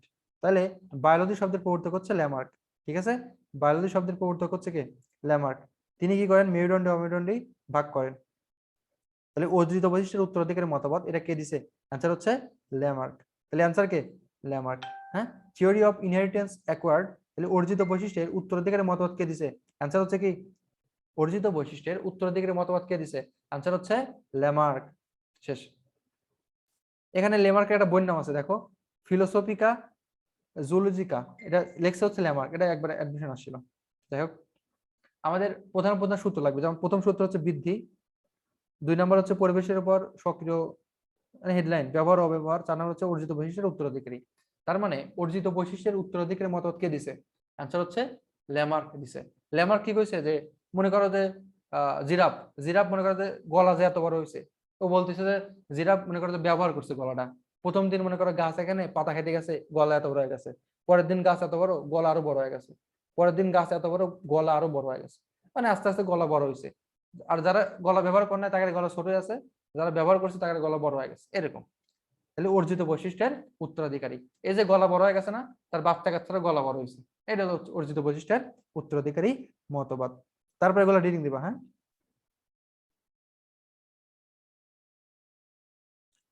তারপর হচ্ছে আমাদের বিখ্যাত বিজ্ঞানী ডারউইন। ডারউইনিজম হচ্ছে প্রাকৃতিক নির্বাচন মতবাদ, ঠিক আছে। তাহলে theory of the natural selection এটা কে দিছে? অ্যান্সার হচ্ছে কি? Darwin. Selection of the theory of the natural selection এটা কে দিছে? অ্যান্সার হচ্ছে কি? প্রাকৃতিক নির্বাচন মতবাদ কে দিছে? অ্যান্সার হচ্ছে কি? ডারউইন, ঠিক আছে। এর সম্পর্কে পড়া লাগবে, আবল তাবল বিজ্ঞানী তো, 2 স্টার, ঠিক আছে। 1809 সালে জন্মগ্রহণ করছে, ব্রিটিশ প্রকৃতি বিজ্ঞানী। 1859 সালে origin of species by means of natural selection এই বইটা লিখছিল। আর এই বই লিখে সে তুলকাম লাগাচ্ছিল, বুঝছো? আচ্ছা, তারপরে তিনি কি করেন? প্রাকৃতিক নির্বাচন মতবাদ বা ডারউইনিজম দেন। তাহলে প্রাকৃতিক নির্বাচন মতবাদ কে দেন? ডারউইন। আর অর্জিত বৈশিষ্ট্যের উত্তরাধিকারী কে দেন?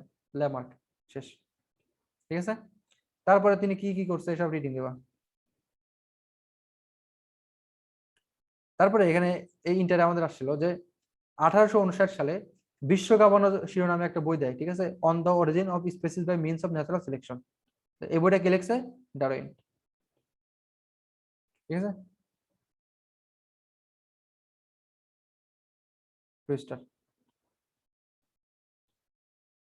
ডারউইনিজম এটা রিডিং দিবা, কি কি কাজ কাম করছে এসব।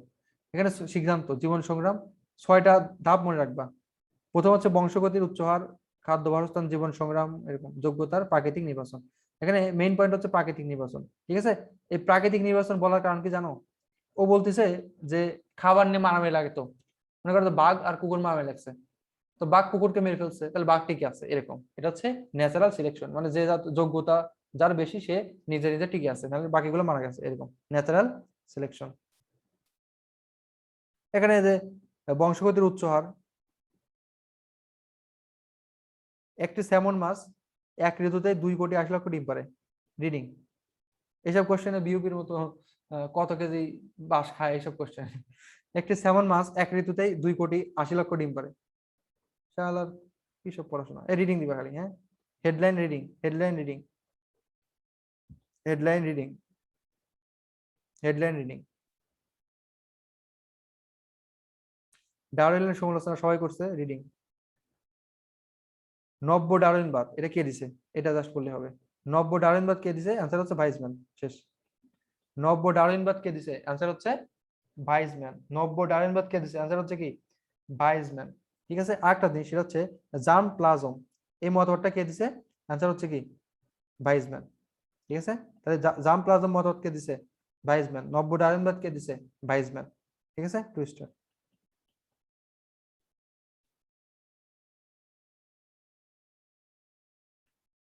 আচ্ছা, এই যে এখানে দুইটার পার্থক্য দিচ্ছে। হ্যাঁ, টুইস্টার। মেইন পয়েন্ট হচ্ছে কোনটা? কই এই যেটা, এটা মতবাদের বিষয়, অর্জিত বৈশিষ্ট্যের উত্তরাধিকারের মতামত আর প্রাকৃতিক নির্বাচন মতবাদ, 1859, 1819, ঠিক আছে। টুইস্টার। আর বিবর্তনের সাপেক্ষে প্রমাণ টমান দিছে, লেম জিনিসপাতি, টুইস্টার। এগুলো অনেক সময় পড়াই লাগে না। এই যে মাছের 2 প্রকোষ্ঠ, উভচরের 3 প্রকোষ্ঠ, সরীসৃপের 4 প্রকোষ্ঠ, পাখির কি সম্পূর্ণ 4 প্রকোষ্ঠ, এসব তো পড়ছাম অনেকবার। 5 স্টার।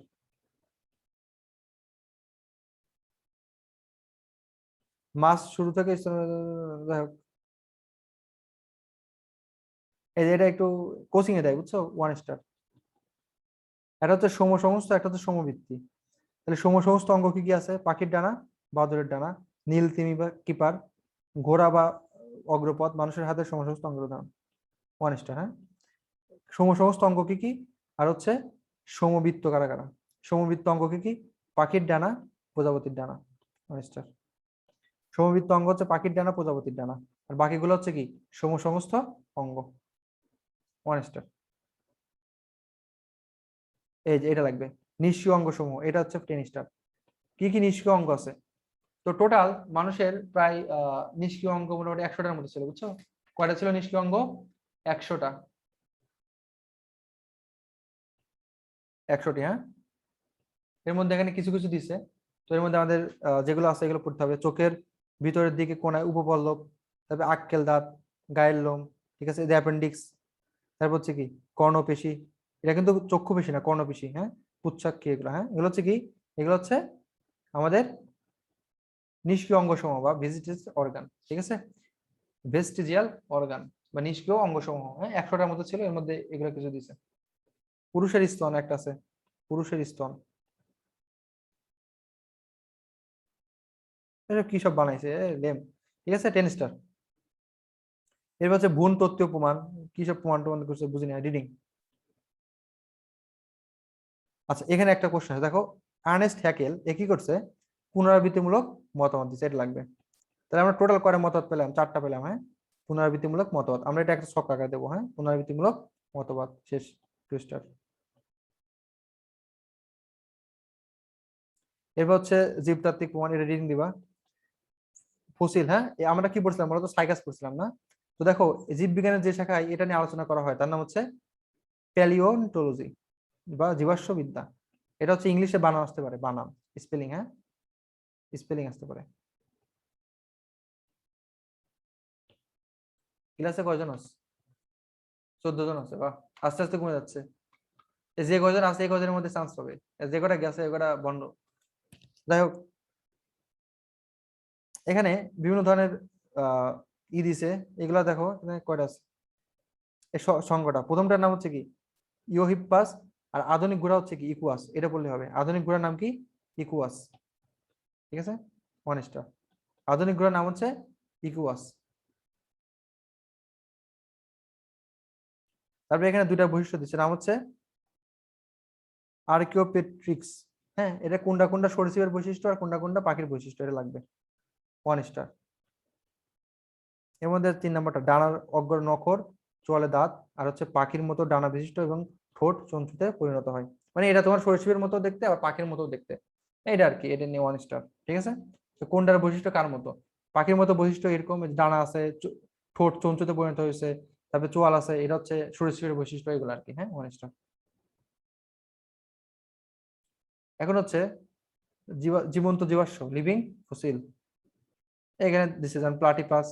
ঠিক আছে, তারপরে দেখো প্লাটিপাস জীবন্ত জীবাশ্ম, এর কিছু বৈশিষ্ট্য যেমন ডিম, রেশন, জননতন্ত্র, এগুলো হচ্ছে সরীসৃপের মতো। আবার স্তন্য, গ্রন্থি, লোম, এগুলো হচ্ছে কার মতো? স্তন্যপায়ীর মতো, প্লাটিপাসের। হ্যাঁ, এটা হচ্ছে 1 স্টার। আচ্ছা, এখন একটা ছক আছে, এই ছকটা অনেক কঠিন, অনেকে অনেক টেকনিক্যালি মুখস্থ করে। তোমরা একটু নিজেদের টেকনিক্যালি মুখস্থ করবা। যেমন এই জুরাসিকটা, আমি এটা মুখস্থ করতে হচ্ছে CR7 মানে হচ্ছে ক্রিস্টিয়ানো রোনাল্ডো। জোরাসিক মানে কি? জুভেন্টাস। ট্রায়াসিক মানে কি? ট্রায়ালে খেলতে গেছে, এরকম। হ্যাঁ, মনে রাখছিলাম।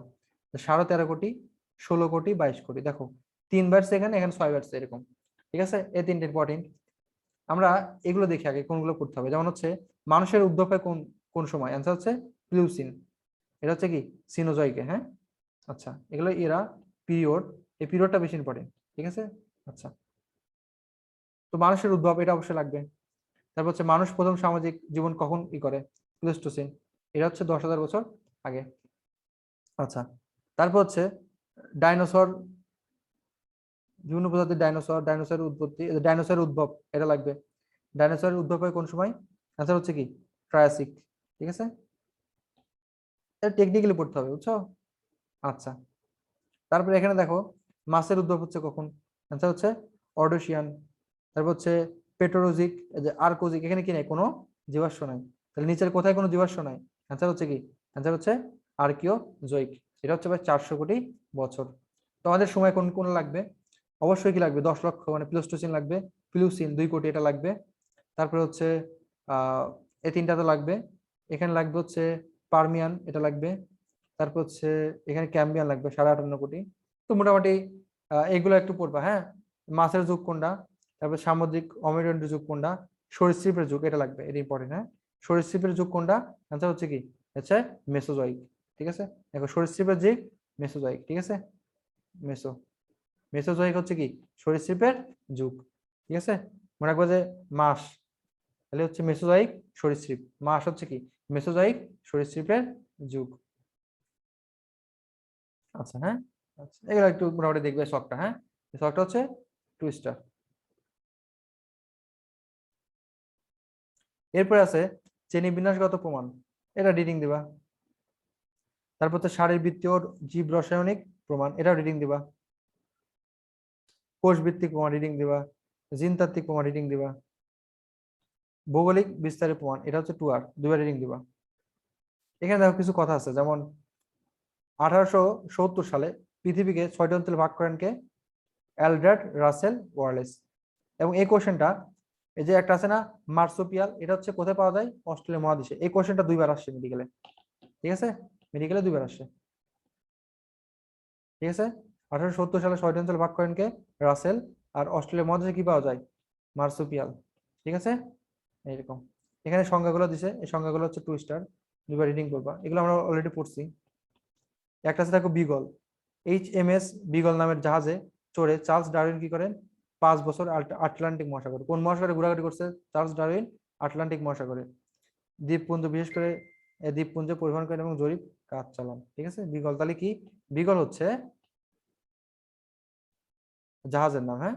চার্লস ডারউইন যেখানে চড়ে কি করছে, কাজ কাম অকাম করছে আর কি সবাই। ঠিক আছে, আচ্ছা, এই যেটা লাগবে আর্কিওপটেরিক্স, যেটা আমরা একটু আগে বললাম, আর্কিওপটেরিক্স। ঠিক আছে, জীবন্ত পাখি, এই যে তার বলা হচ্ছে যোগ সূত্রকারী প্রাণী, কি বলা হয়, যোগ সূত্রকারী প্রাণী, মানে কিছু বৈশিষ্ট্য কার মতো ছিল, সরীসৃপের মতো, কিছু পাখির মতো। ঠিক আছে, এগুলো পড়বা টুইস্ট। ও দেখছো, এই কোশ্চেনটা ঢাকা বোর্ড 19 সালে আছে, দেখছো, এটা অ্যান্সার কি হবে তাহলে বলো তো, আর্কিওপটেরিক্স, এটা প্লাটিপাসকে বলা যায়। সমুপকোটার উদাহরণ কত, এওবি কত, হ্যাঁ, এগুলা।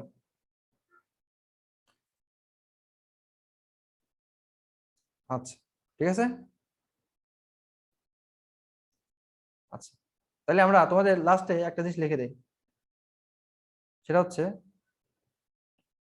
লিখে নাও, হ্যাঁ, লাস্টে এটা লিখে আমরা আজকে ক্লাস শেষ করে দেবো। 1 নাম্বার,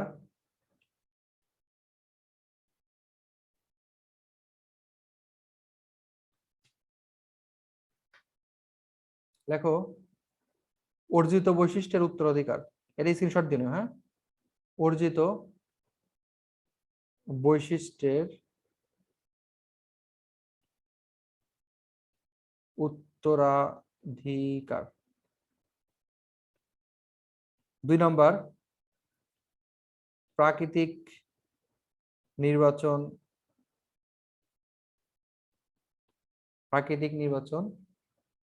মতবাদ। 3 নম্বর, নব্য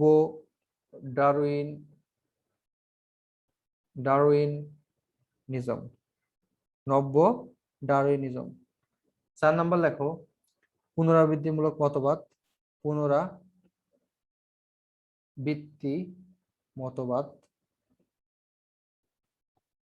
5 নম্বর লেখো পরিবৃত্তি মতবাদ।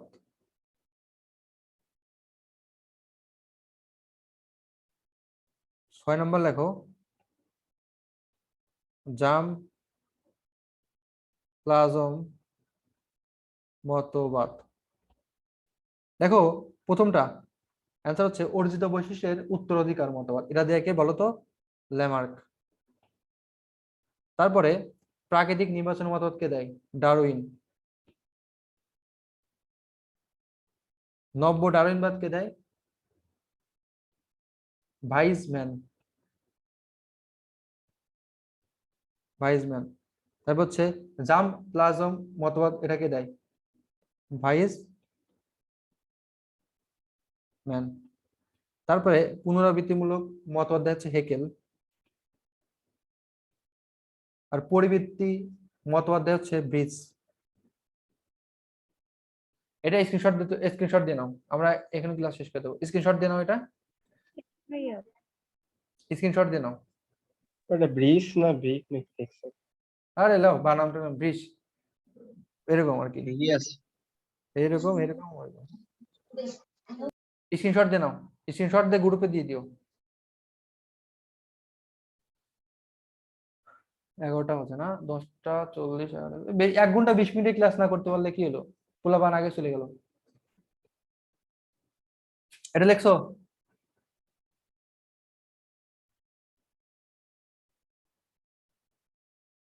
তোমরা কি এটা লেখছো? জি ভাইয়া। আর আমরা একটা জিনিস লিখে দেবো, তারপরে শেষ করে দেবো। হ্যাঁ, আচ্ছা। তারপরে লেখো বিবর্তনের ধাপ, বিবর্তনের ধাপ। বিবর্তনের ধাপ 3টা।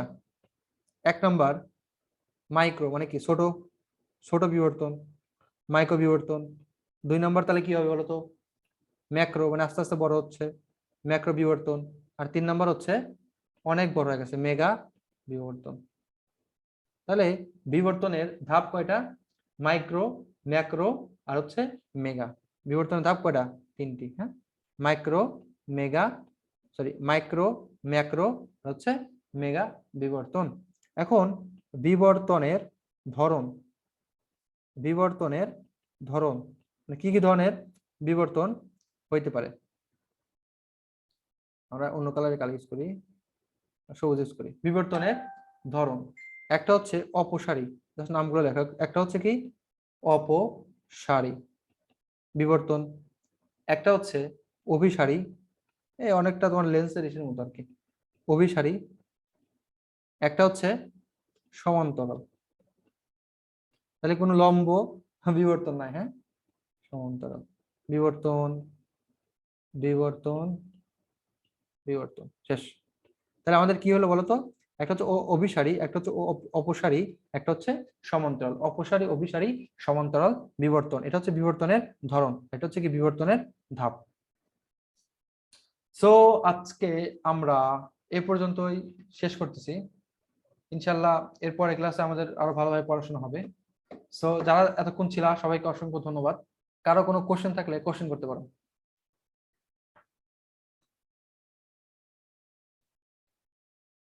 এটা পরীক্ষা কি কালকে হবে? এই এত তাড়াতাড়ি পরীক্ষা নিতে পারবা? এটাই তো, এটা তো এর আগে কোনোদিনও করিনি।